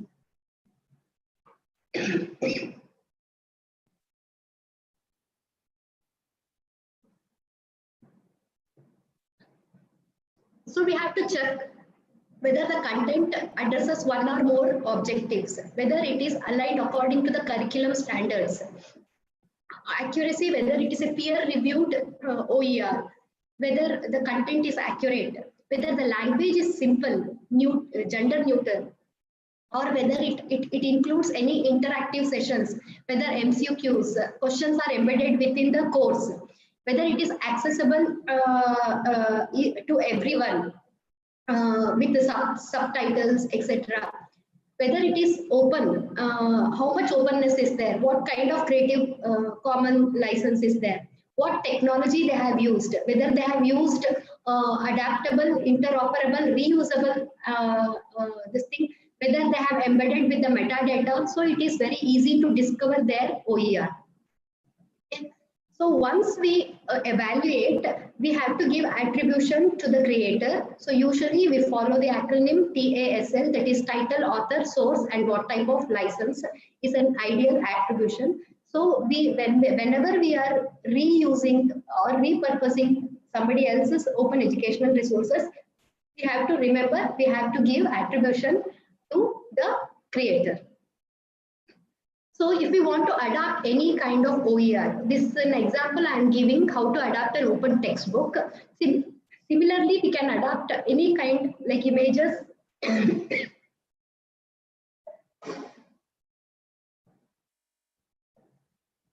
materials, etc. We have to first check the license. We can format, edit it, then apply a new license, and next we can host a new book. This is just an example how to adapt a OER in a form of open textbook. Similarly, we can adapt video recordings, audio clippings, coursewares, etc.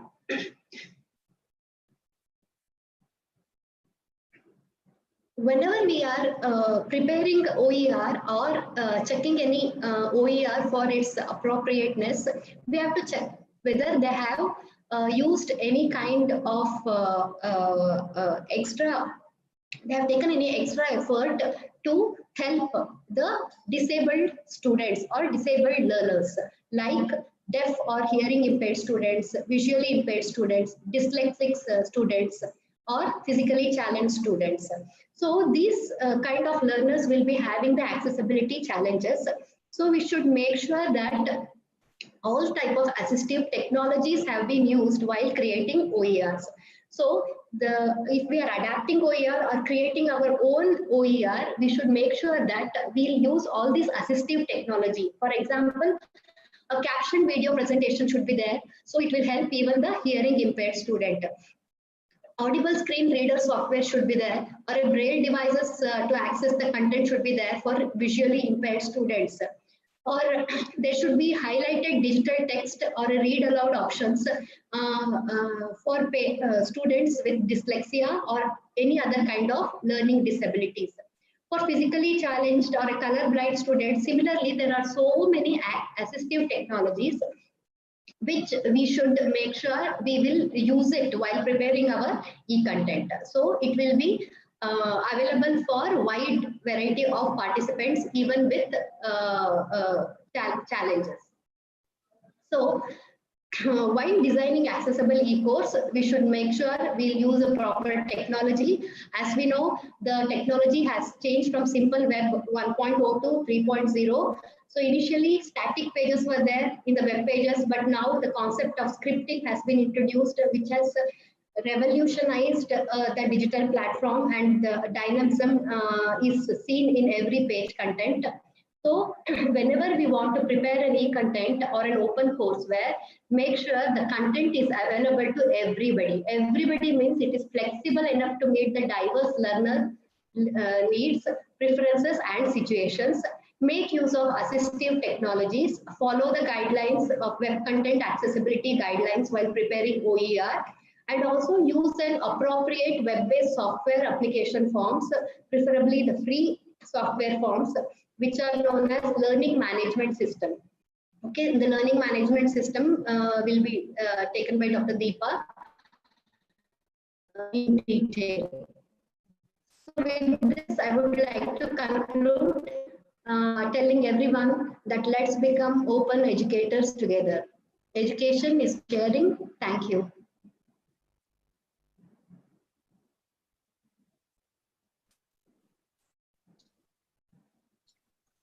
Thank you, ma'am, for the session. I think the 5 hours would have definitely helped the participants to develop the e-content. The various open resources like BC Open Textbook, Open Stacks, and information on Creative Commons license, Pixabay, Vimeo would have definitely helped the participants and have given them a useful insight. Thank you so much, ma'am, for the session. Now I would like to I would like to request the participants to be available here in the webinar around 2 p.m. and we would be starting with the next session by Dr. Palak Shah around 2 p.m.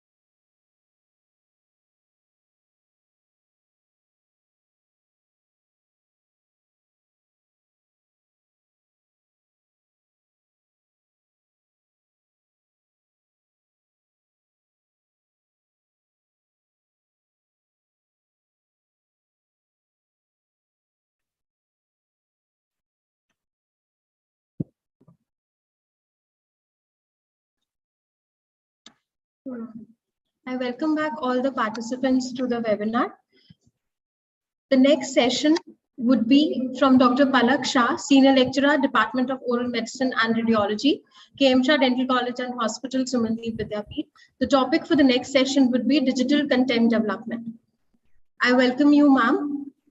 Thank you so much, ma'am.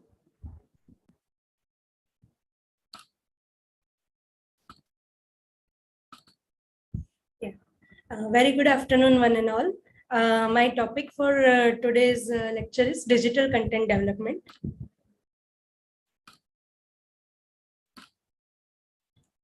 Here are my lecture objectives. I'll be briefing about what is digital content. I'll enumerate certain tips to create a video content. Then I'll enlist various software for e-content development. And lastly, I'll demonstrate development of e-content with the use of various software. Like in morning sessions, we all listened. Dr. Chinmay sir have given us the 5 steps of e-content development, and he has enumerated all the advantages of e-content development. And after that, Dr. Rashmi ma'am has given us that how e-content can help the education system, how it can bring a revolutionary change, how it can provide education to a very remote place also. So that's how e-content is important. And so we all will feel that we should also be able to develop our own e-content. And that's how my lecture comes in the picture, that how we can prepare our own e-contents with the use of various simple softwares. So brief definition of digital content already taught by Dr. Chinmay sir, that any content that can be distributed electronically. It can be either Word document or a PowerPoint or images or video or an interactive content that can be distributed electronically is called as digital content. The objectives of e-content is it helps the students to revise the classroom lectures in the video mode. That is, for example, if a teacher has taught in the classroom and then if a student goes back to his house and he revises the topic and he forgets that how the teacher has explained. But if he has that lecture recorded in a video mode, then he can easily refer that lecture, and that's how learning can become easy for him. Also, e-content is useful for asynchronous mode of teaching. Asynchronous mode is like offline mode. The recorded lecture, we can go through it at any time at our convenience. E-content is useful for creation of online distance courses. It is useful for creation of MOOC courses. And as ma'am has told, all this can build open education resources, and that can help the education system in a very vast manner. So first, certain tips to create a video content. Now, when we are creating a video content, first and foremost, we need to make sure that our basic structure and script are ready. Our presentation should be brief, relevant, and it should highlight the main points. Always a good video lecture script will have a conversational word and not of technical words. While giving example, we should try to focus on the main objective. Once the draft is ready, we should rehearse and rearrange or edit it as needed before going for recording. Before recording, read the script aloud. Better test record and take feedback. Please value on your user time and keep your video short, that is up to 15 to 20 minutes. And make your content interactive, use animations and transition to maintain attention of learners throughout the video. Whenever we are forming any e-content or digital content, basically we work in 4 steps. Okay.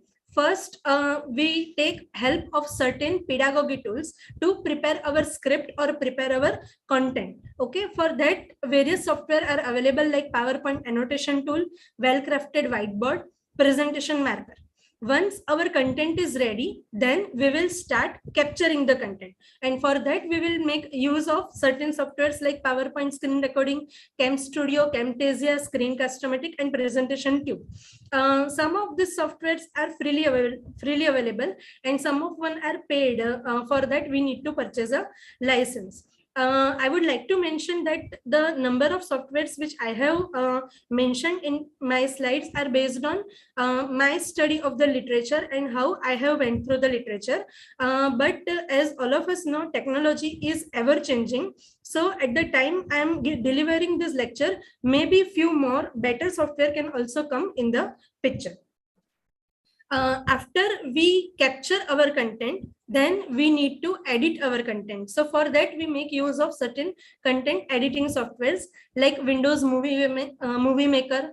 Audacity is available for sound editing, Camtasia, and Creative Cloud. And lastly, we create a what I can say, MOOC course or any open education course or any online course. For that, we make use of content management software.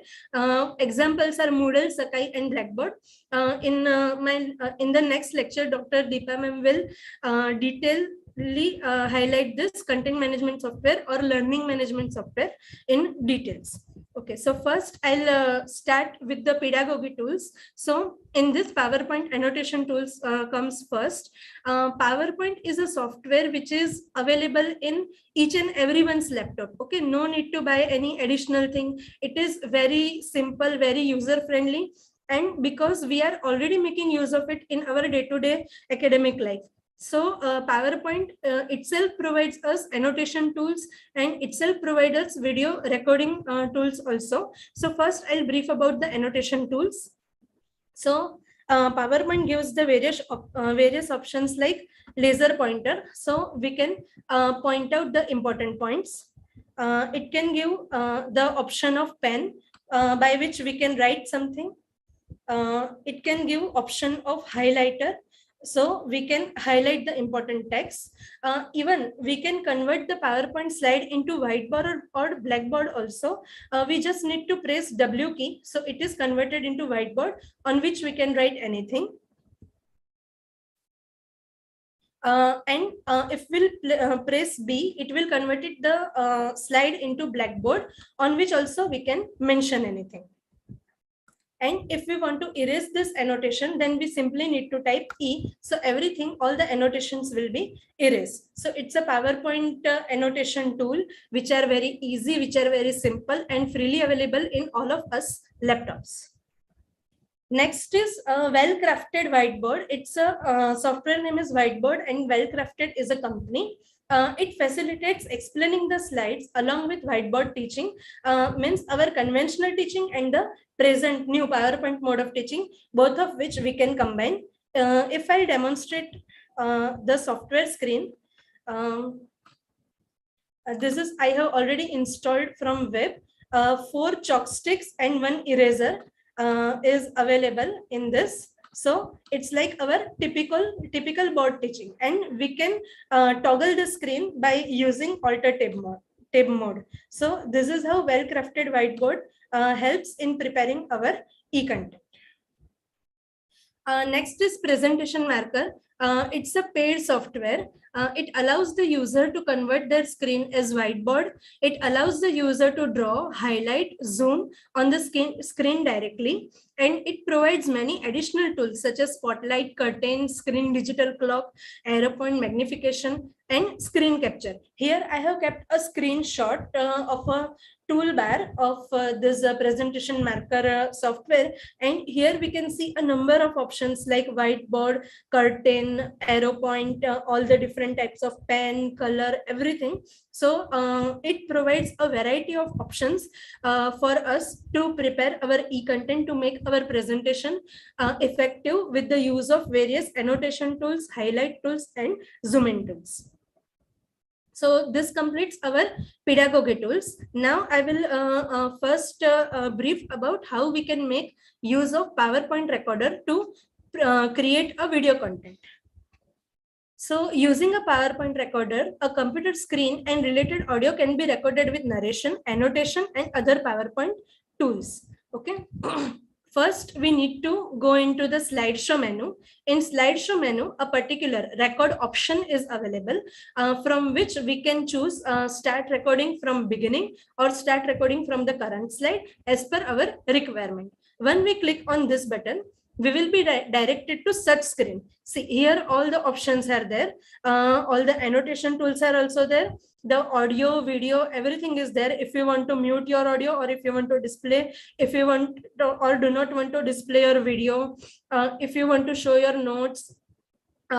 After that, if you are ready for recording, you just need to click on the record button and you just record is as if you are presenting a PPT, and you record with narration, annotation and all the PowerPoint tools, and you can continue till the end of the show.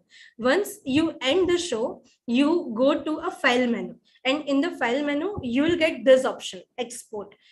When you click on the export, you will get a create video option, and in this you can create a video into the MP4 format. You can also adjust the video quality also as per your requirement.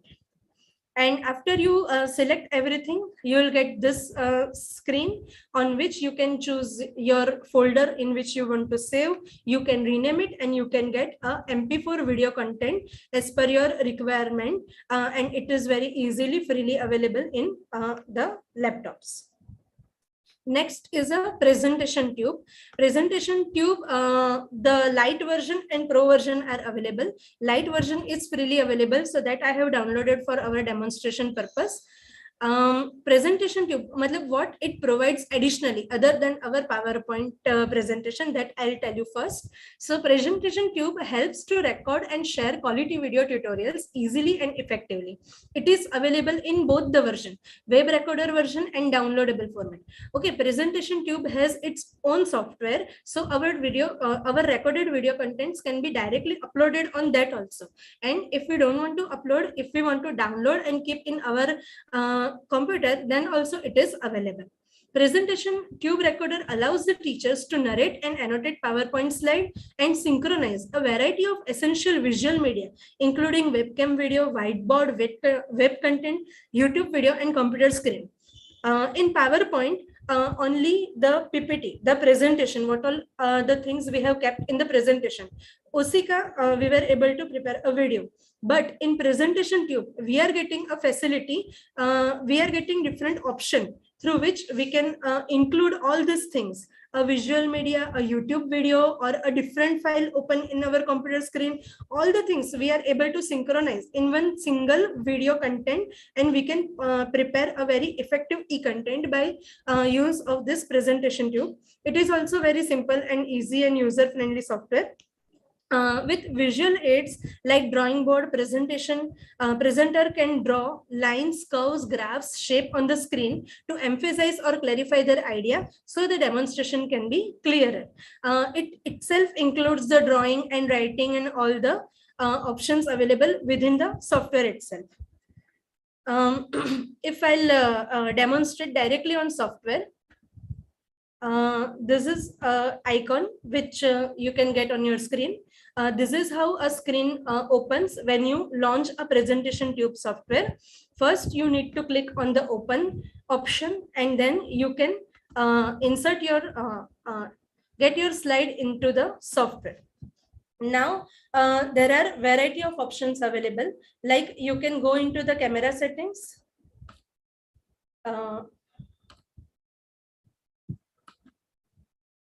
In the camera settings, you can choose if you want to use your integrated webcam, or you need to use another camera source.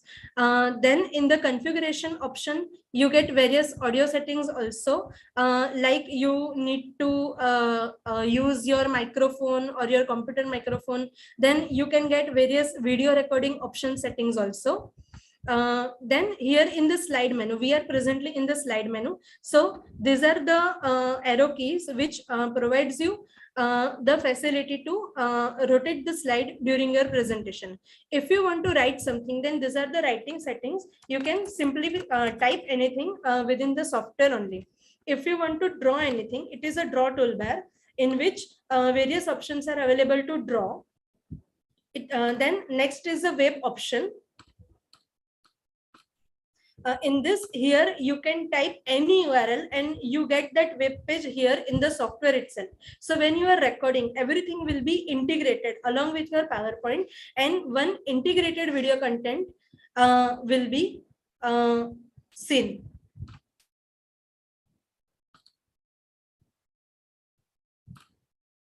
Yeah. So once you are ready with everything, then you can start the record option. It will start recording your slide, and during recording you can use all this slide annotation tool to annotate on the slide, or you can use the narration tools also.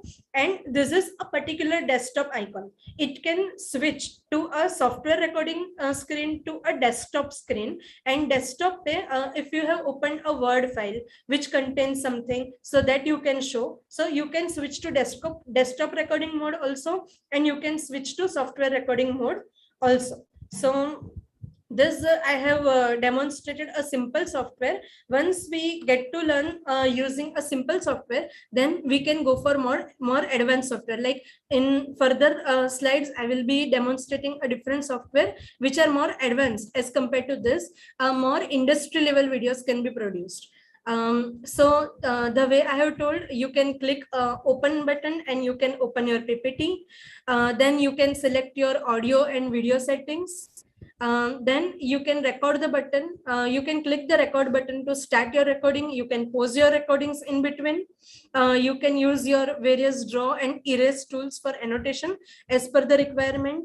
You can use the slide navigation menu to move the slides during the recording. And yes, these are various recording layouts. This only shows a teacher. This only shows a PPT. This shows teacher and PPT side by side. And this shows a window of teacher inside the PPT itself. So various layout also can be changed during the recording as per the requirement. And lastly, this desktop recording option, as I have told, you can record your computer screen also, in which different Word files or different PPTs or different articles, whatever is there, you can integrate in your video, and one well structured video content can be formed. And after you done with the recording, once you press stop button, you will directly be redirected to this window, in which you can rename and you can directly save to your PC, or you can upload it to presentation.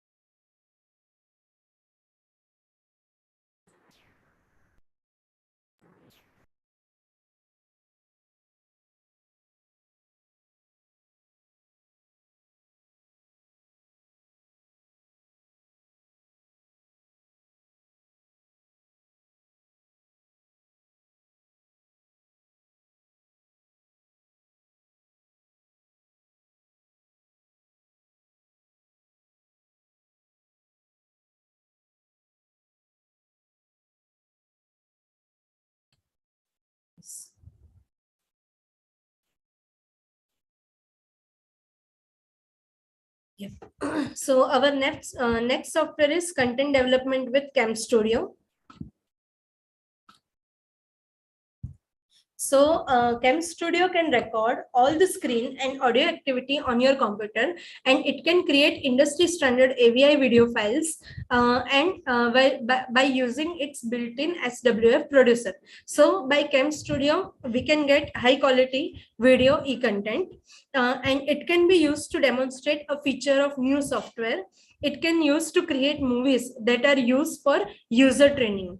It can use to track the progress of a program that executes for a long time.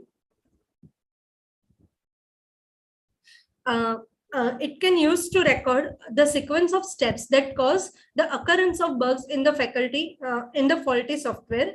It can use to record a movie stream, and it can use to convert AVI files into Flash files. So when you will open a software, such a window will open, Cam Studio window, in which first you need to go to a region option where you can choose the record area. Like you can choose to record a particular region in your screen, or you can choose to record a particular window, or you can choose to record a full screen as per your requirement. Then you can select your audio and video settings in the options menu. And after that, once you are ready, you can click on the record button to start your recording. You can pause in between, and once you are finished, you can use stop button. Okay, this red round button is a start button. This is a pause button. This is a stop button. And these are the various options available. Like by this star button, we can choose the software, the format in which we want to record a video. So all these options are provided in the Cam Studio software. And yes, teacher can start explaining the lesson using multiple resources which are open in the multiple windows using alter tab technique. मतलब अगर हमारा PowerPoint open है, Word file open है, PDF open है, web page open है, everything we can include. जो भी screen पे activity होती है, सारी activity along with our audio can be included in the Cam Studio, and a high quality industry standard web content or e-content can be created by use of this particular software. Then next is content development with Camtasia. Camtasia is a software to create video tutorials or direct video recording. It consists of a recorder to capture screen video and audio, and editor also to edit the multimedia content with animation. It's a paid one. It's a paid software. You can buy a one-time license in this. After installing, it will ask to buy a license. It is like ekdam very high quality professional software in which first you can record your video, and then you will get n number of option. You can edit the video in the same software itself. So it will create a high quality e-content that can be edited also, and that can be presented in a way that we want. Okay, so first when we open the software, we will get such a screen in which we need to click on this new project button. Once we click this new project button, this screen will appear. In this, we need to click on the record button. So it will open a Camtasia recorder. This particular window is called as Camtasia recorder, in which again the screen setting, the webcam setting, the audio setting, everything needs to be done. And then we need to press this REC button to start recording, and then we can record till end. Once we finish the recording, we will be directed to preview and edit screen. Here we can see a number of options, like we can crop the video from this icon. अगर पूरा screen नहीं दिखाना है, कोई part of the screen दिखाना है, तो we can crop. Here we can trim the video also, कि अगर पूरा video नहीं दिखाना है, तो जितना duration का video दिखाना है, we can trim also. We can get annotations. I have shown in the next slide. We can add different annotations also in our video, transitions, animations, everything. It is basically a software, and we need to explore it. As much as we explore it, the more good quality output we can get it from it. And after that, once we are done with viewing and editing, we have got this export button. In this also we have got various options like local file, या फिर YouTube video create करना है, Vimeo create करना है, whatever is it is. So we are getting number of options to save the prepared video. Then next is content development with Screencast-O-Matic. Screencast-O-Matic is again a paid software, but it provides us a free version of recorder, which allows us to record unlimited number of videos with maximum duration of 15 minutes. So that serves our purpose. In my initial slides only, I have mentioned that we should keep a video of short duration, not exceeding more than 15 to 20 minutes. So this Screencast-O-Matic free version of recorder can also solve our purpose. For this, we need to first open the website, and then we need to click here on the launch free recorder. Once we will click on this button, a recording toolbar will open, in which we can select the area of recording. We can select the webcam settings, audio settings, and then we can press the record button here. Once we press the record button, it will record everything on the screen.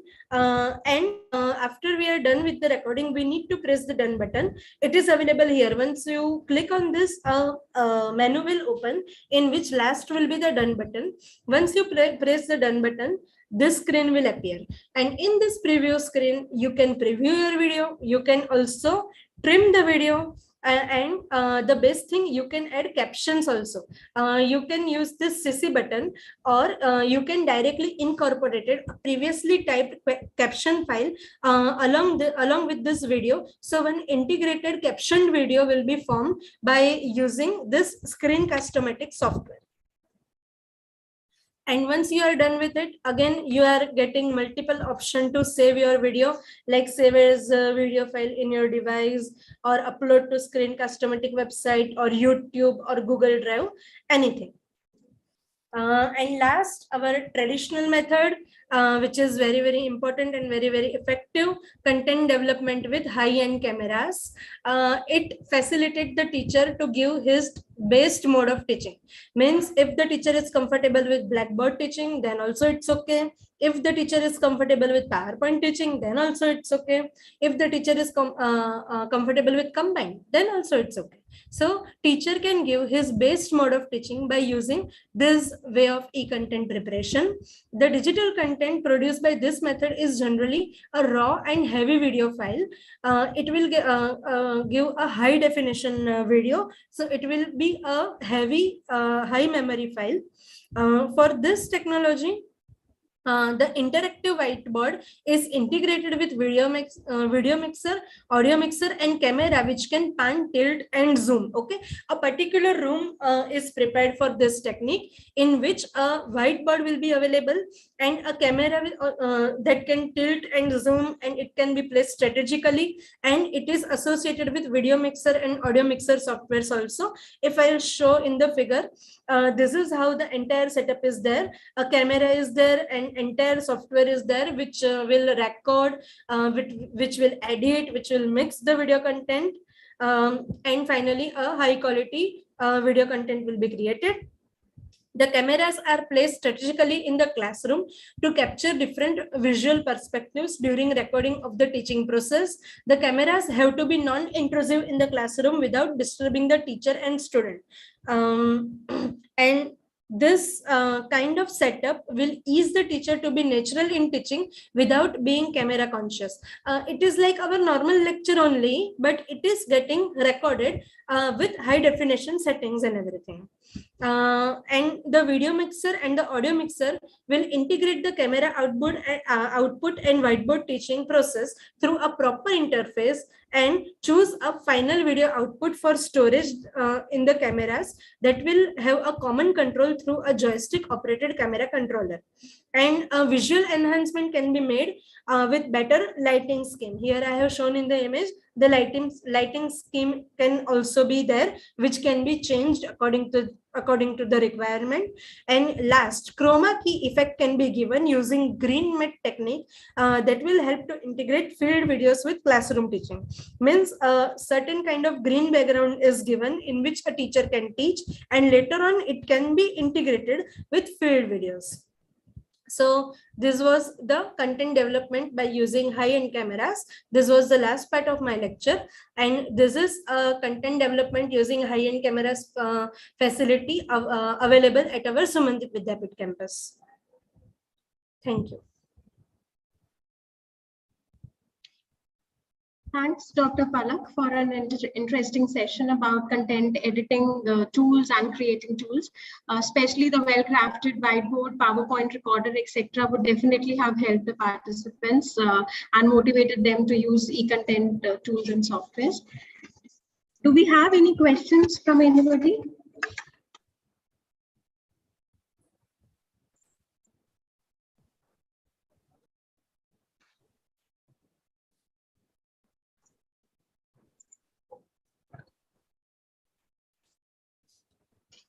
Without wasting much time, we would go to our next session.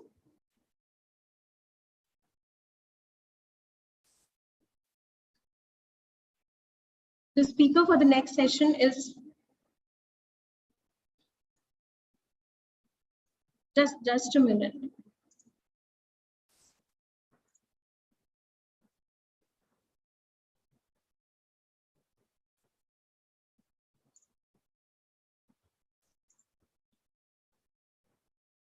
I'm so sorry for the interruption. I would like to invite the speaker for the next session, Dr. Deepa Patil, Reader, Department of Oral Medicine and Radiology, KM Shah Dental College Hospital, Sumandeep Vidyapeeth. She would be delivering the session on learning management system, content authoring tools, and cloud-based digital teaching. I welcome you, ma'am. Thank you, Dr. Medha. I would like to take this opportunity to thank Dr. Pudacha, Director IQAC, for giving me the opportunity to share my content about learning content management system and content authoring tools. From morning, we have a very rich, we have gained rich knowledge about all the e-content methodologies and how open access resources are there. And Dr. Palak also mentioned about the ways of recording our digital content. So now today in my presentation, I'll be talking about we have all the content with us, but we have to make it outsourced to the teachers, to the students, or maybe who are beneficiaries. So how is it done? Okay, so we learned today about the content and learning management system with the help of content authoring tools, and also briefly about how cloud-based teaching is there. So all these things are running in our background. We all know about it. Like we use it in our day-to-day life, but then there are some intricacies which we all should know.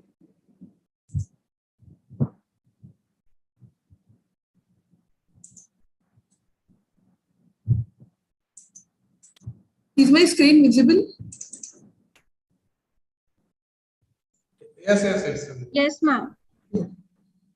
So this pandemic has taught us the importance of e-content. So if the internet was not there or the e-resources were not there, teaching would have stopped. So, like we had the pressure of building some innovative waves, bold and innovative waves, but it should not be ancient. So we have to adapt to new technologies. So the question, because we know now the burden is on the teachers to deliver good content or good study material to the students. So how to teach them is not there, but how do they learn it? That has become more important in today's digital era. So the emphasis lies mainly on the teachers. So the contents of my presentation will be about content and learning management system using the content authoring tools and cloud-based digital teaching. So mainly, I'll be telling you briefly about how you can make your own website and web-based applications with the tools to create the e-content. And you can make not only our websites or applications, we can make e-courses, modules, and quiz, and understand briefly about cloud computing. So with the advent of internet, websites have become the face of communication. Whatever content is there published to a website, it forms a link between the content provider and the content seeker. So imagine we have a piece of content. So what we used to do, mainly we are all, we are all busy with Word, Excel, PowerPoint. So we have everything. But when we want to showcase it to the distributors or the beneficiaries or the other stakeholders, we have to create it into a format which is visible to everybody, like the open access resources, as Dr. Rashmi ma'am has told in the morning session. So now this cannot be done by just a Word or a PPT. So we need to create some HTML files. So now, which can be uploaded on the servers. So now this HTML can be either in the form of a static file, okay, simple file where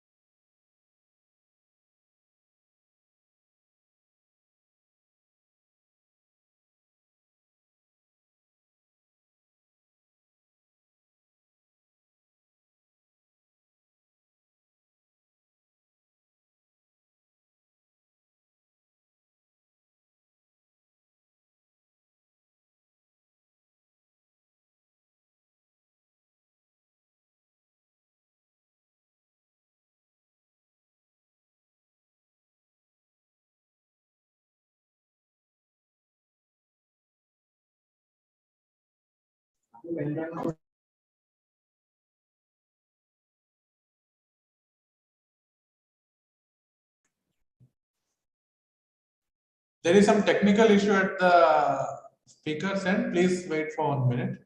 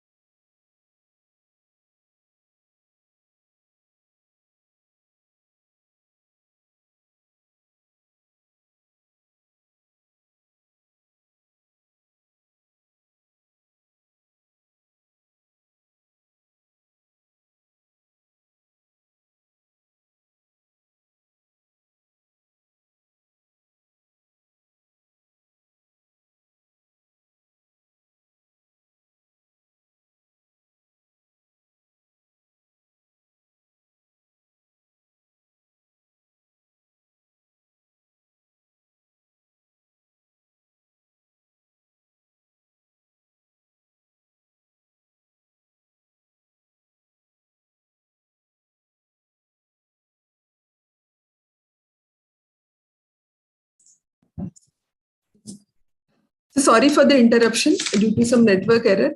So now when we saw we had static HTML pages. Now you want to create something where you can, all the data which you have has to be organized in a certain manner. So that is then when we use a content management system. So content management system is a set of processes or technologies that supports the collection, managing and publishing of any information in the form of a medium.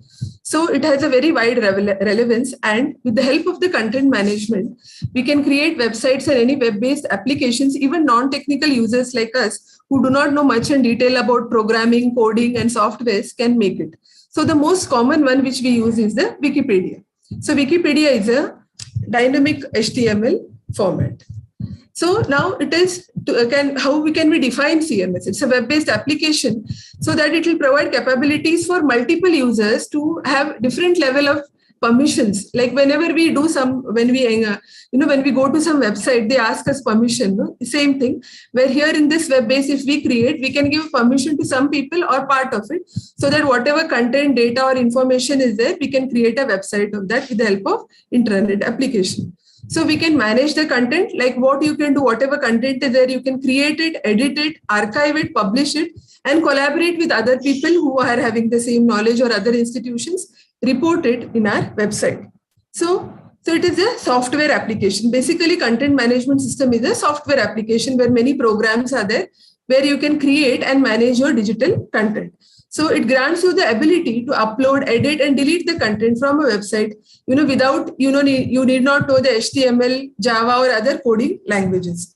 So now what is CMS types? The types can be a traditional or the web-based one. Traditional means where you had a particular web-based designer who designed the website. He would give us templates and background, then coders, and then the content authors will be there who provide the content to these web designers, and then domain experts who will be there who create the particular domains and then can be edited. But now with this web-based content management system, whatever content we have, this content could be in the form of tables, text, images, graphs, whatever is there, it can be managed with the help of validation, assembling them, translating them, distributing them, and archiving them.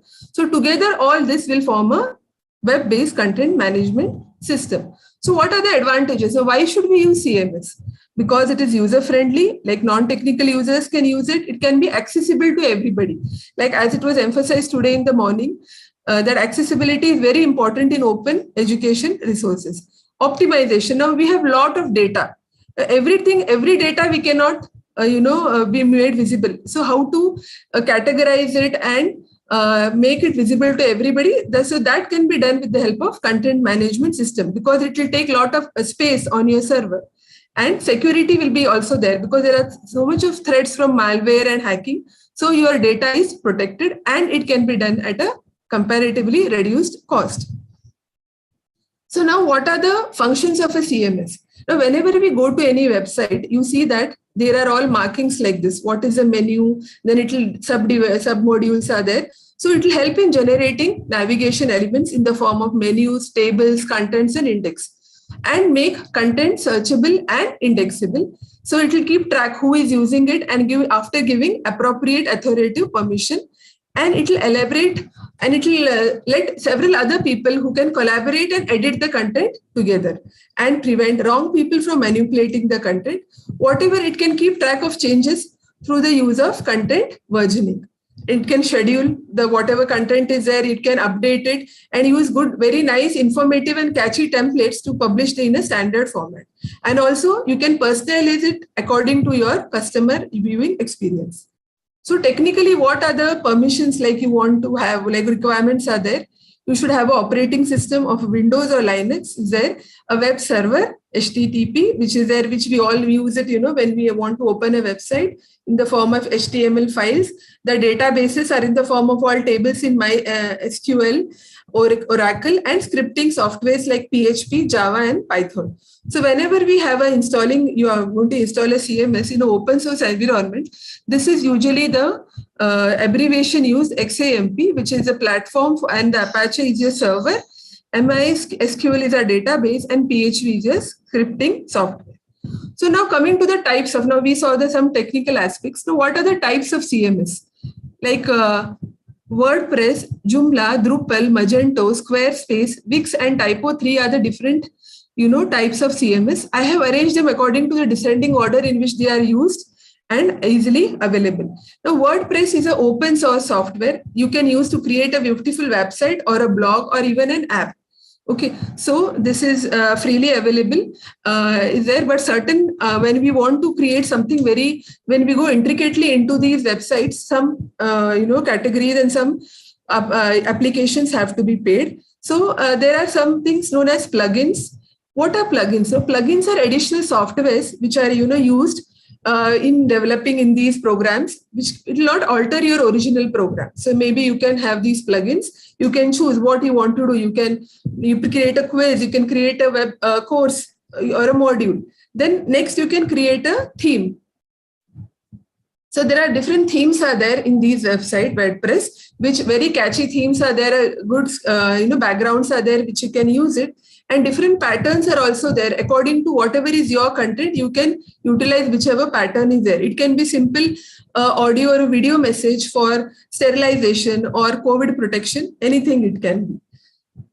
So now next, this was about WordPress. And the next commonly used one is the Joomla. Now this Joomla is very good for beginners, where there are many templates, categories and articles available where you can create your own website or an app. So now this one, I found it. Now this is a US-based app, basically, content management system where, you can give your ideas you can put your ideas and create. For example, you have your own hospital or a dental clinic where you can tell them, okay, this is my clinic, now masks are required.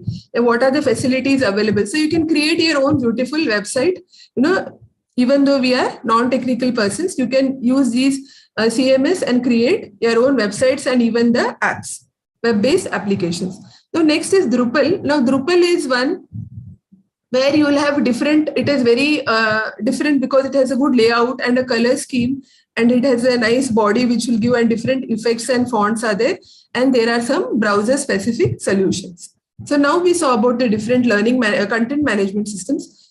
This is one more is Drupal. This Drupal can be used for developers, marketers, and for agencies. So now what are the applications of the system? Now you know you need a website. Now what we use as an organization, we can use it for making an organizational website where you can do for your library, we can do journal archiving or other things, books, e-books, journals, everything is there. And one more thing is you can create your own educational organization where you can manage the courses. The teachers can upload their contents and you can evaluate the students, whatever they are uploading their assignment, evaluate their exams. And this type of CMS is known as your learning management system. So here on, we will see about the learning management system. Now, what is this learning management system? So they are nothing but a suite of software tools to manage and facilitate numerous learning and teaching activities along with related services. Now, as we saw when we, during this pandemic, what we did was, we used to, through the Zoom platform, we used to teach them, or it was a synchronous learning. Okay, so it was a face-to-face learning was there. But when you have this learning management system, it can be all your content can be uploaded on this and students can access it anytime and anywhere. So what are the features of LMS? It is uses an easy graphical user interface, like you have different icons, menus, and a mouse is there. Like, what is assignments are there. You have different quizzes, exams. Okay, and it can be customized to tailor your requirement. You can keep track of whoever is online and who is attending the course, and to deliver the content online with the help of nice ready-made templates provided by individual LMS systems. You can have collaborative tools incorporated like chat or discussion forums where you can interact with the students. And sometimes when we had this, we can send bulk mails with your peer colleagues or even the students and schedule automatic emails, notify students for any upcoming tests or virtual classroom sessions.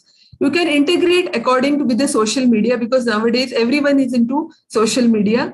It has a good reporting system for generating reports and interact with access devices like smartphones and tablets. Now, even though we are having laptops and all, but the most viable devices which students use are the smartphones and the tablets. So you should have a system which can be utilized in these devices also. So there are no added plugins required to access the content, and you have a strong evaluation of testing, okay, with the help of built-in templates, and you can generate good test questions also. Now, what are the steps in selecting a LMS? So you have to first decide what are your learning and teaching goals of your institute and how you are going to achieve them. So based on that, you collect your information and then you go to the vendors who have their different third-party people are there. So based on that, you can sit with them, interact, and then you can purchase a learning management system. So how can you use it? You can use it as an off-shelf project without changing anything as it is they have done it, or you can modify it according to your requirement, or you can customize it completely as you want to change it. So now there are certain issues. It is not an easy thing to have an LMS of your own. You don't have LMS in all institutes, because you should be ready to adapt the change, the cost incurred in creating the LMS and customization for your modules and the e-content what you have developed. Okay, there is a cost involved in hosting the website and maintaining it. You have in-house, like you should have particular people appointed for maintaining and hosting this LMS. You have to collaborate with a third party, people who create the software, this LMS. You have to have good relations. You have to integrate with other systems which are already there in your institute. And then you have to migrate from your old, whatever databases and information you have. And post-implementation support is also required from all aspects to maintain this LMS. And it has to be updated. This is a software. So, our laptops also require updation in particular period. So these are certain issues are also there in the LMS. Now you can classify this according to academic and corporate. So basically we deal with academic LMS. So it can be again commercial and open source. So commercial are where you have to pay a particular fee. Blackboard, WebCT, Zenza Bazaar, eCollege and Angel are commercially available LMS. And there are certain very good open source LMS like Moodle, A-Tutor, our ingenious LMS developed by IIT Kanpur, which is known as Brahaspati, and which is one more which is developed by the National Coordinating Continuing Education Program by, as Dr.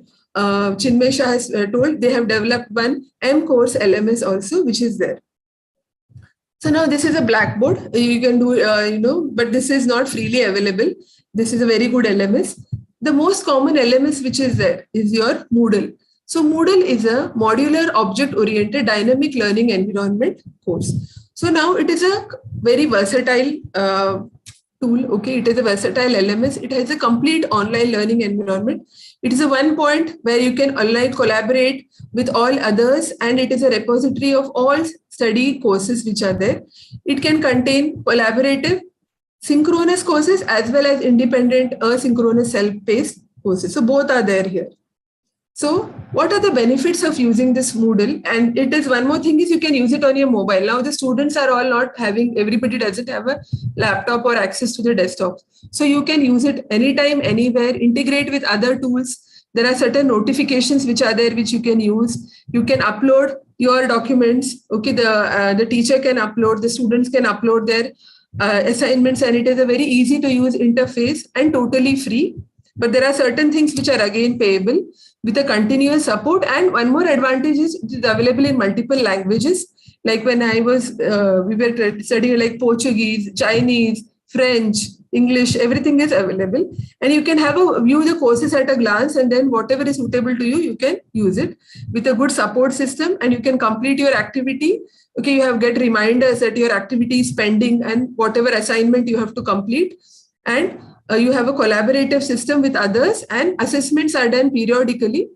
Okay, so it is a multi-user and a multi-site support. So now when you go to Moodle, this is how the screen looks. Okay, you can get started by browsing the features. You can set up your course, you can add your students, track their progress, upload the files, okay, and you can manage the site accordingly.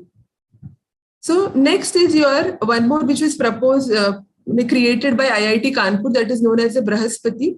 So it has a very good instructor interface where it has courses are there available where it can be accessed from anywhere, a global access, and there are different modules are there. They can access to quiz and the exams. One more one which I found was LMS system hosted by Dr. Vasantrao Pawar Medical College, and it is affiliated to MUHS Nasik, where they have, a good learning management system with a very detail of every course creation, module creation. Modules are there, sub-modules are there. Then you can assign the sub-modules. You can create topics, assignments, batch managements. You can allot various batches. Okay, you can then assess them and give ranks to the students. Okay, so you can have different cue points or, flashcards you can keep there. You can register the students for exams. So everything can be create mock exams, question papers. So it is a very good LMS system. So one more LMS which has been created ingeniously by Dr. Chinmay Shah and their colleagues are the M course. So it is there in Bhavnagar, Gujarat. So it is a good where it can be accessible freely, and it is a mobile-based application where you can have your student teachers and everything. You can collaborate. You can upload your modules, your logbooks, your videos. Everything can be accessible. You can make tests, quizzes, and give exams to the students. Now, another ones which are there free available are your Coursera and Open edX. Like we get so many invitations to access to courses. So the Coursera, Open edX are all different types of LMS. So now so far we learned in content management system, like how can we create our own website with the help of HTML file, and then how this content management system can make an LMS module. Okay, this LMS module can be used to upload your courses, quizzes, and your exams for the students. Okay. So now next is when you're going to create this LMS or CMS, we should have certain tools or softwares. So that e-learning becomes very easy. So what are these? These are known as content authoring tools. Now content authoring tool is nothing but a piece of software so that you can create a e-learning content very easily. So it can be nothing, like so far how we create our content via PowerPoint. Okay. So here we have certain web-based and cloud-based content authoring tools are there, where with the help of which we can create more interactive piece of web courses, modules, quizzes, blogs, web-based applications, so that they become more interactive and easy for the students and more catchy. So you can publish it anywhere into the universal space of web content. So it can be accessed anywhere in the world in any language. So it's a software application to create multimedia content in the form of animation, videos, images, which can be delivered on the World Wide Web. So now what is this tool? It covers any software to write on the web, to make your CMS, or to do microblogging in Twitter, mobile apps. So they are certain known as web-based authoring tools. What you see, what you get. This is a acronym for WSI by WIG editors. Softwares for you can source code, or you can do markings on your website. For converting any web content technologies like in HTML, applications of web-based development, and for rapid portions of the web portions, like you can do blogging, you can create your wikis and online forums. Now, this is also used for like updating your social media profiles, photo, microblogging, media, photo and video sharing. So you can email the clients and send messages, multimedia authoring tools. You can debug your web content and you can create many softwares. So now why do we require so many tools? So we are very happy with Microsoft, PowerPoint and Word and Excel. But to go into more advanced versions where you can make your own e-learning, whatever we have created in, we have a lot of knowledge within us, but how to make it more presentable to the students nowadays, to make it catchy and presentable with the help of these tools. So because of this, you do not require any programming or coders. We can do it without any much coding for e-learning development. And you can produce LMS-ready modules without any much technical knowledge. It will save your time. At the same time, it is most cost-effective. It is open source, widely available and accessible. So it is very important that you select the right content authoring tool. So it will depend on many parameters, like a situational parameter, like what is your audience? Okay, what is your level of literacy? Whether, maybe a farmer is also there. Suppose I'm just giving an example. Okay, you want to send content, make a content to tell them about the bad effects of tobacco chewing. Okay, so you have to know how to create a content for them, learning that it can be online or offline. Okay, whether they have access to the technology and what is their purpose of learning, whether they want it in an online mode or offline, or it is blended. Okay, so now there is so much of media and it is available in lot of sizes, and there's videos also. Whatever you create should support that particular file type. One more issue will be of the resources and the ongoing support. It will be in the form of a human resource. Okay, who is going to create this content, or specific programmer who has knowledge, hardware resources available in your institute, like your computers, servers, IT professionals. All the in-house facilities should be there. Depending on that, you can choose your content authoring tool.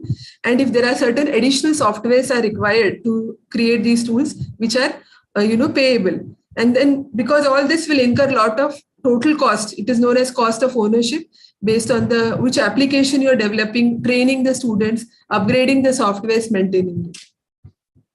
So all of this will develop, all these are their issues, and it should be scalable, and it should have a good efficiency and speed, so that it is available to everybody. Now, what are the features of these, content authoring tools? They can be editable. You can create different templates, or there are readily available templates are there. And you can import contents from other software like Word and PowerPoint, which we are more used to in our day-to-day life. You can create an automatic course menu or map creation, like you have an index for that. Like you have, whenever you go to our, suppose we are creating a website of our department, what is there our department, facilities available, who is the staff, and all that will be your menu. You have a choice of navigation, and ability to launch third-party application is also available. Okay, and rich media. What is this rich media? In the form of graphs, flashes, your PDFs, video editors, audio, video editing tools, which are there to create more creative graphics, audio, video, and animation. And now it should be, it is interactive also. Like, for example, you prepare a pre-test. Now, suppose you want to make a course, like a course to understand students about how to write, how to make an implant, or how you are going to insert an implant. So before that, you make a pre-test, and then you make you decide your syllabus, and then you make simulations in the computer, how you're going to do it with a video, you're going to insert it, you're going to drill a hole, all that, and you're going to do role plays. So all this is done by your content authoring tools. Now, when you come to classify these tools, the ones which are there, the latest ones are your cloud-based and the web-based authoring tools. which are there, which I'm going to emphasize more. The multimedia and the PowerPoint ribbon authoring tools, which we have been using already. Okay. So now what are these multimedia authoring tools? The multimedia authoring tools are there, which we already use, like, graphics are there, videos we create, as Dr. Palak has told how to create many videos with the different softwares, text, animation. Okay, these are the ones which are already there. And then the PowerPoint ribbon authoring tool is the one which is there, this thing is there on the top of your PowerPoint, okay, where you can insert smart art, you can insert shapes, you can insert animations. So all of this we know. So what we need to know is now some common problems which we face, like which I face specifically, is my content is very plain and dry. But if I want to make it more creative by animations, as nowadays the students' concentration span is very less. To create animations, you want to embed any music or movies, okay, make advanced applications and design virtually anything without having to download any browser plugins or software. This is very important. So then what is that? These are your web-based and your cloud-based content authoring tools. Okay, so there are many content authoring tools which are available. The web-based ones are there.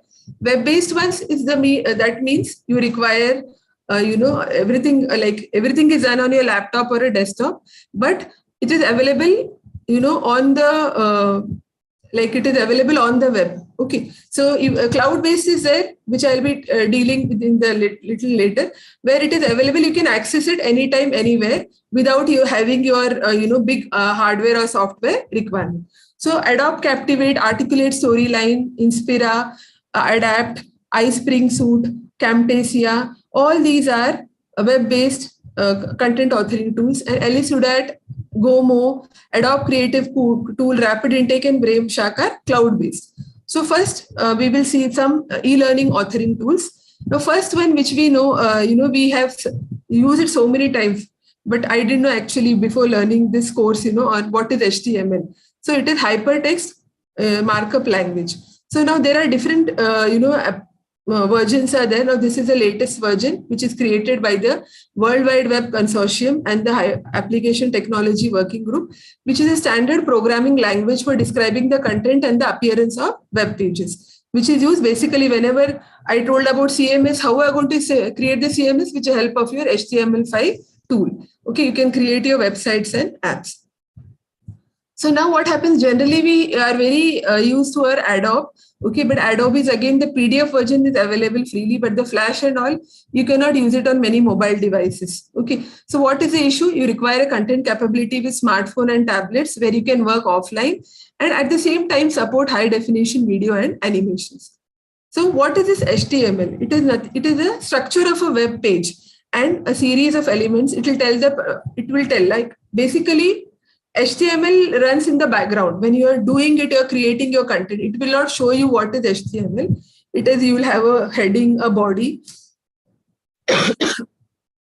Like example for this, whenever I have to create a HTML file, this will be there in the form of this content. I will write my header, I'll write my title here, and I have to insert this signals, greater than, lesser than, then I have to create a footer, then I'll write a main body of the article, and then this is converted to a HTML file which can be hosted on your web page.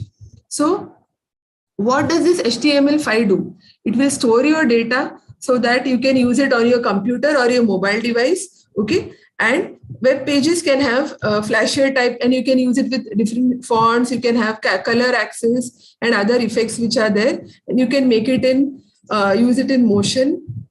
Okay, you can use it for gaming also mainly. Okay, or you can make some quizzes. Audio is played without any plugin. You have a link and you can play the audio, and you can incorporate 3D technologies. And similarly, you can play a video also, which can be embedded there in the form of a link. Okay, you do not require any additional plugin. That is the advantage of HTML5. So now it is supported on a wide range of platform browsers. Okay, and facilitates offline storage and data management. So basically, you are consuming a less CPU space, and hence it is accessible faster than the Flash-based courses which are there. So this was about HTML5. Next is one very commonly used content authoring tool, but this is a payable one. You can, first you can try using the free trial for 1 month, a 30-day free trial. It's a very beautiful Adobe Captivate is a content authoring tool, creating for demonstration software simulations. You want to demonstrate any surgical procedure, okay, whenever you want to do, you can use this content authoring tool. So it can go like you have your content in the form of a Word or a PowerPoint. You can convert it into Adobe Captivate with the help of this tool, and it can be made more accessible and more beautiful with the help of animations. Okay, and it can be accessible in the tablet and the mobile view.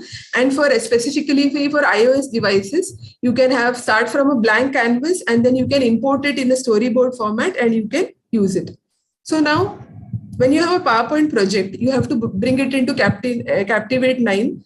And whatever text and shapes are there, it is retained, but you can add additional audio and animations. Okay, so wherever you want it, you can place it exactly, your audio, video, and animations. Now this is your Adobe Captivate page. Okay, you can download it, and you can use it for creating virtual reality courses, interactive videos, application simulations. You can have a picture-in-picture video. You can make software programs, mobile responsive programs. You can convert your PowerPoint into video, and you can make a multi-module branched course. So now this Adobe Captivate, it can train you from being a novice from a beginner to an e-learning professional to a trendsetter. So like a beginner, like we know of the tools which are there in our PowerPoint. Okay, there are certain objects, shapes, graphics are there. So here in Adobe Captivate, you have numerous introduction slides which are there, which can incorporate in your content. Okay, and then that content, it will be formed in the form of different boxes where you click it and it will show you the content. Okay, you click it and reveal it in the form of different animations. There's not of text available which is there. So when you download the Adobe Captivate, you will have this screen which is there. Okay, here you see you can do a project, virtual reality from your PowerPoint. You can make software simulation. Okay, then what you do, whatever you want, you click it and then upload it from your own, whatever you have stored, like I have shown here. And then you can make your own e-content, like in the form of a module or a course or a quiz, you can make it. So this is a very good tool, Adobe Captivate. Next is your Adapt Learning. Now, what is this? Adapt Learning is an open source e-learning authoring tool for producing responsive e-learning content. And what is the framework or the program it uses is a JavaScript and HTML. Okay, and it is a compatible platform you could expect. Okay, and it is supported again across all devices from PCs to laptops to desktop versions and mobiles. And you can access it anywhere. So it has many interactive components like blank spaces, hot graphics, multiple choice graphics, slider, narrations, textbooks, and inputs. So now suppose, I want to create a blog or I want to create a content. Okay, so this is the one in the Adopt one when you go. Okay, so you will have different, interactive slides which are there. You can choose from here, and then different headings are there, the title, the body. Okay, you can insert your image, what you want to give to the background of your, a blog or something, web page you want to create. Okay, and then you can take it from, there are numerous images available in their repository which you can use it. Okay, and maybe you can insert a link also. Okay, you can insert a link. Okay, and then when you click on, you have to successively click, and then your e-course is ready. And when you click on that link, it will take you to one more website. So this is very easy to use. This is again free version. Now next is your Articulate Storyline, which is used gives an opportunity to download the course material, and you can use it for offline viewing. Again, it publishes in HTML5 format. So here, like basically what it is like before.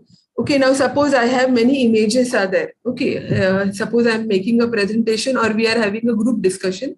You have different images. With the help of this Articulate Storyline, you can create your own story. Okay, so that is the importance of this Articulate Storyline with interactive images and animations. Now, Camtasia Studio, this was described by Dr. Palak, so I will not be going into detail in this. So, Camtasia Studio Editor is a multimedia authoring tool which has a timeline interface for managing multiple clips in a stacked track form. Now, one more which was very easy to use, which I found was your iSpring suite, which is free. Okay, it is very easy, like your Microsoft PowerPoint. For beginners, we can use this. You can, okay, this is the first page. When you download it, it is freely available, courses, and you can create your course. Okay, you can make a quiz. The quiz is very interactive. Okay, you can make questions, you can put the options. Okay, you can give them marks at that time. It is very good for making quizzes. You can make your screencast videos.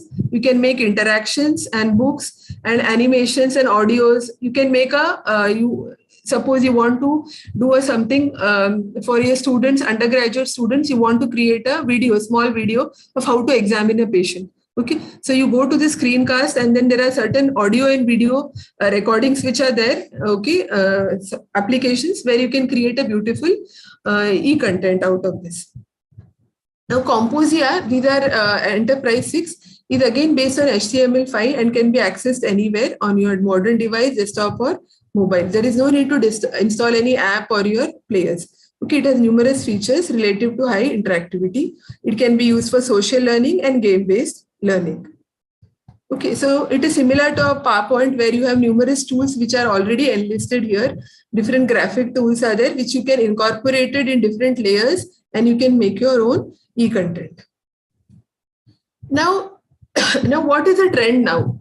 Okay, as we have seen in this pandemic, we were teaching our students from remote learning was there. What is more enhanced is mobile learning enhancement is now increased. And whatever, when you want, maybe even we want to learn anything, you click it on YouTube, you have so much of content available.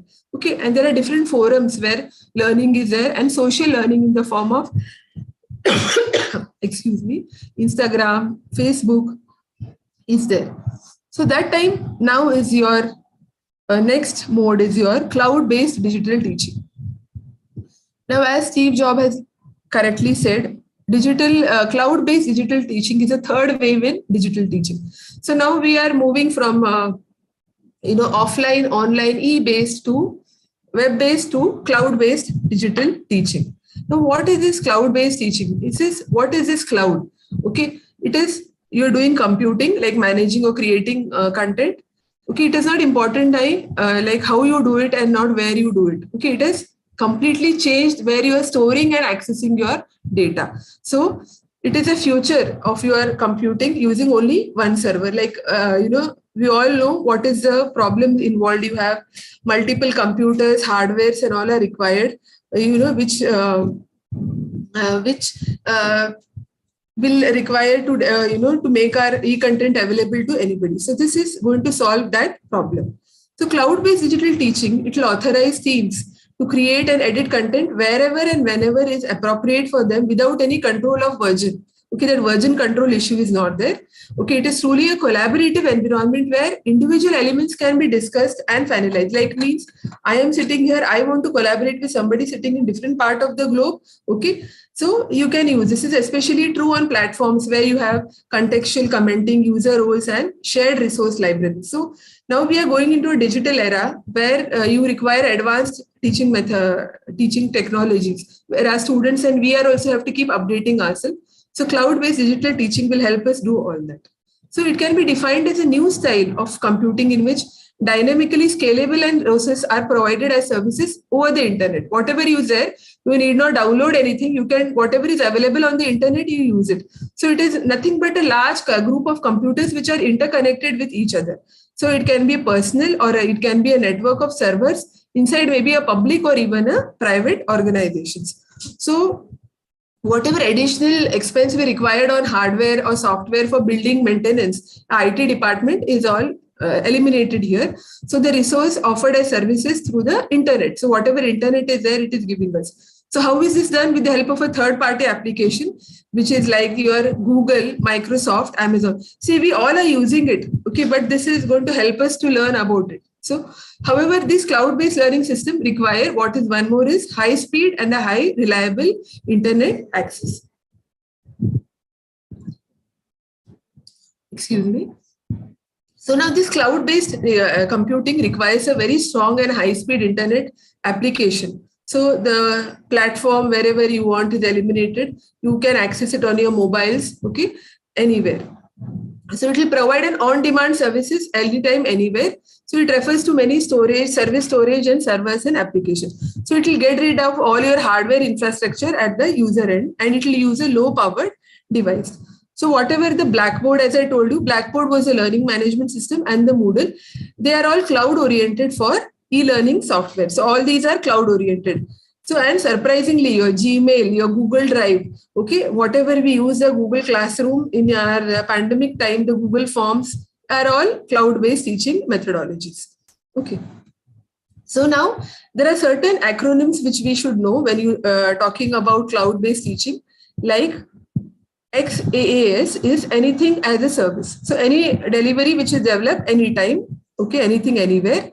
Infrastructure as a service is the IaaS, where infrastructure in the form of operating systems, networks, and virtual machines, like your Google Compute Engine, Amazon, is your infrastructure service. Platform as a service is your cloud computing, where you have a established model for running the applications without using any hardware maintenance, as well as software, like your Google App Engine, Windows, and Force.com. So now cloud-based e-learning software as a service is nothing but your Google app, WhatsApp, and Microsoft Office 365. So we have been using it, but these are certain updations which we should know. And storage as a service is a cloud computing, most of including storage, so that can whatever applications are there are structured and in a data, okay, in the cloud, like Google Drive, which we use, and the Dropbacks, which we commonly know about it. And then finally, a network as a service. So in this, we deliver the network services virtually over the internet to the organizations like our users on the basis of payment or a monthly subscription. So this will incur the disadvantage. It incurs a considerable amount of cost. So now if I want to tell you, like you have created your content, your web courses, your e-modules the teachers have had, and then you have a networking. Okay, you can distribute your content, e-learning management. Okay, you can broadcast. Okay, so this can be collaborated anywhere in the world, and you can use their content and manipulate the data at the same time. So now suppose there are multiple institutes A, B, C which are using whatever content, as I told you, in all these formats. Okay, so you can access it anywhere, your mobile, PC, notebook, or tab, and download it online and offline. So what are you doing? You're creating a cloud of all your knowledge which is there, or you put it in the form of e-course, e-module, and it is available in the cloud, and then you download it in an online or offline. And you can also take help from other institutes who have some content, you can share it and make it available to others. Because what happens is when you want to access something which is good from other institute, maybe it is not downloadable, you don't have access to that. So with this cloud platform, you can do that. So now benefits are low cost, instant software updates. Okay, they are safe, preventing from any malware hacking, and it will improve our productivity and performance. Okay, you can get access to so many case studies.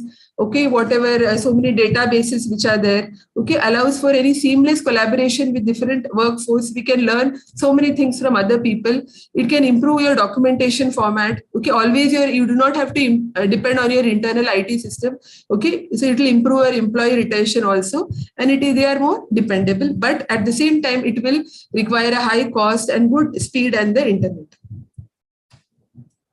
So as a student, you can take an online course, you can send the homework or assignments, get a feedback, and also take exams. As a teacher, you can deal it with the content management. You can communicate with the students by creating a forum, like we did partially in the form of Google Classroom. You can prepare an evaluate test and assess the students' assignments and send feedback. So it is easily accessible, universal, and seamlessly collaborate with the help of safety and security. So now, which are these cloud-based authoring tools? Are your Elucidat, which is their one, which is the topmost of all the cloud-based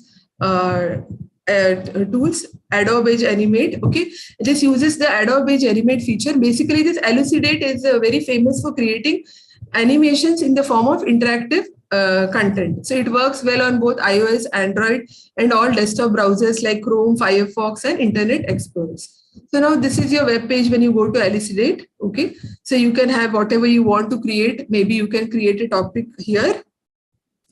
Okay, now suppose we want to create some content with the help of, I am a doctor. I want to collaborate with a maybe a biomedical engineer, okay, the one who is good in making, good in creating content, good language expert. So we can all collaborate together, okay, and you can make, there are so many applications for smooth collaboration, and you can make your content, which can be main important here is it can be reused, it can be rebranded, translated, you can apply it to all versions, and you can launch online in the form of a learning management system module. So this is the use of this LUCDAT. So next is your Gomo. Now this Gomo is a cloud-based e-learning authoring tool, basically for creating very creative e-learning courses, which can be easy to navigate, and for mainly for making quizzes and gamings. Okay, so it has got a very detailed built-in learner analytics who can manage who has taken the training, when they took the training, what are the completions, whether they have done, okay, where are these learners located, okay, individual question, student assessment, everything can be done with the help of this. So basically you can, with the help of a digital designer or a learning designer, okay, you can review it and make your own LMS, okay. It has got good overlays, there are many interplays there available, which you can use in the form of animations, videos, and graphics, and make your own app or a website or an e-learning module, which can be accessed anywhere. Next, what we commonly use is your Adobe Creative Cloud, which we all know. Okay, it is nothing but a collection of software for graphic design, video editing, photography, and cloud-based services, which are available for a monthly or annual subscription.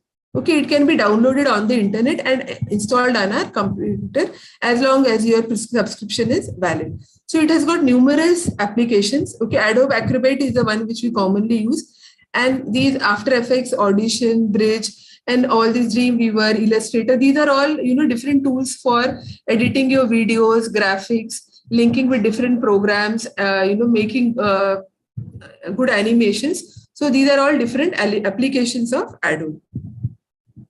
So next is your Brainshark. It's a cloud-based tool that will enable one to create presentations so that you can integrate easily into your course design. Okay, there are different media types which can use, okay, including your own videos. So like we saw just now, we saw how you can make your own website or your module, okay, with the help of a content management system, okay, then convert it into a e-learning module and make your own organization LMS, learning management system, with the help of different cloud-based and e-learning authoring tools. So now, as we have seen in the last 2-3 years, e-learning is changing and evolving, and there are new technologies which come and designs also which emerge. So we as professionals, it is very important that we develop competence in these areas so that it helps us in accessing as well as sharing the knowledge. And we as teachers have a more responsibility to integrate technology into our curriculum so that we should not see it as an add-on or an afterthought or an event. It should, like how we treat patients, also the technology or e-learning should go into with us without any difficulties, like in a seamless way. So it's not sufficient that we have an idea, like I want to make this, I want to make that app or a design. Okay, but you have to make it happen. Okay, so you have to make use of technologies. With this, I end my talk. Thank you. Do you have any questions? Thank you, Dr. Deepa, for the valuable insight into the content management system. I think your knowledge about Joomla, WordPress, Drupal, mCourse, and various cloud-based softwares would have definitely helped the participants. Thank you. Thank you. Thank you for giving me this platform to share the various systems which are available for us to be accessible. Thank you, ma'am. Thank you. Now, yes, the session is open for discussion right now. So do we have any questions or anything the participant would like to share?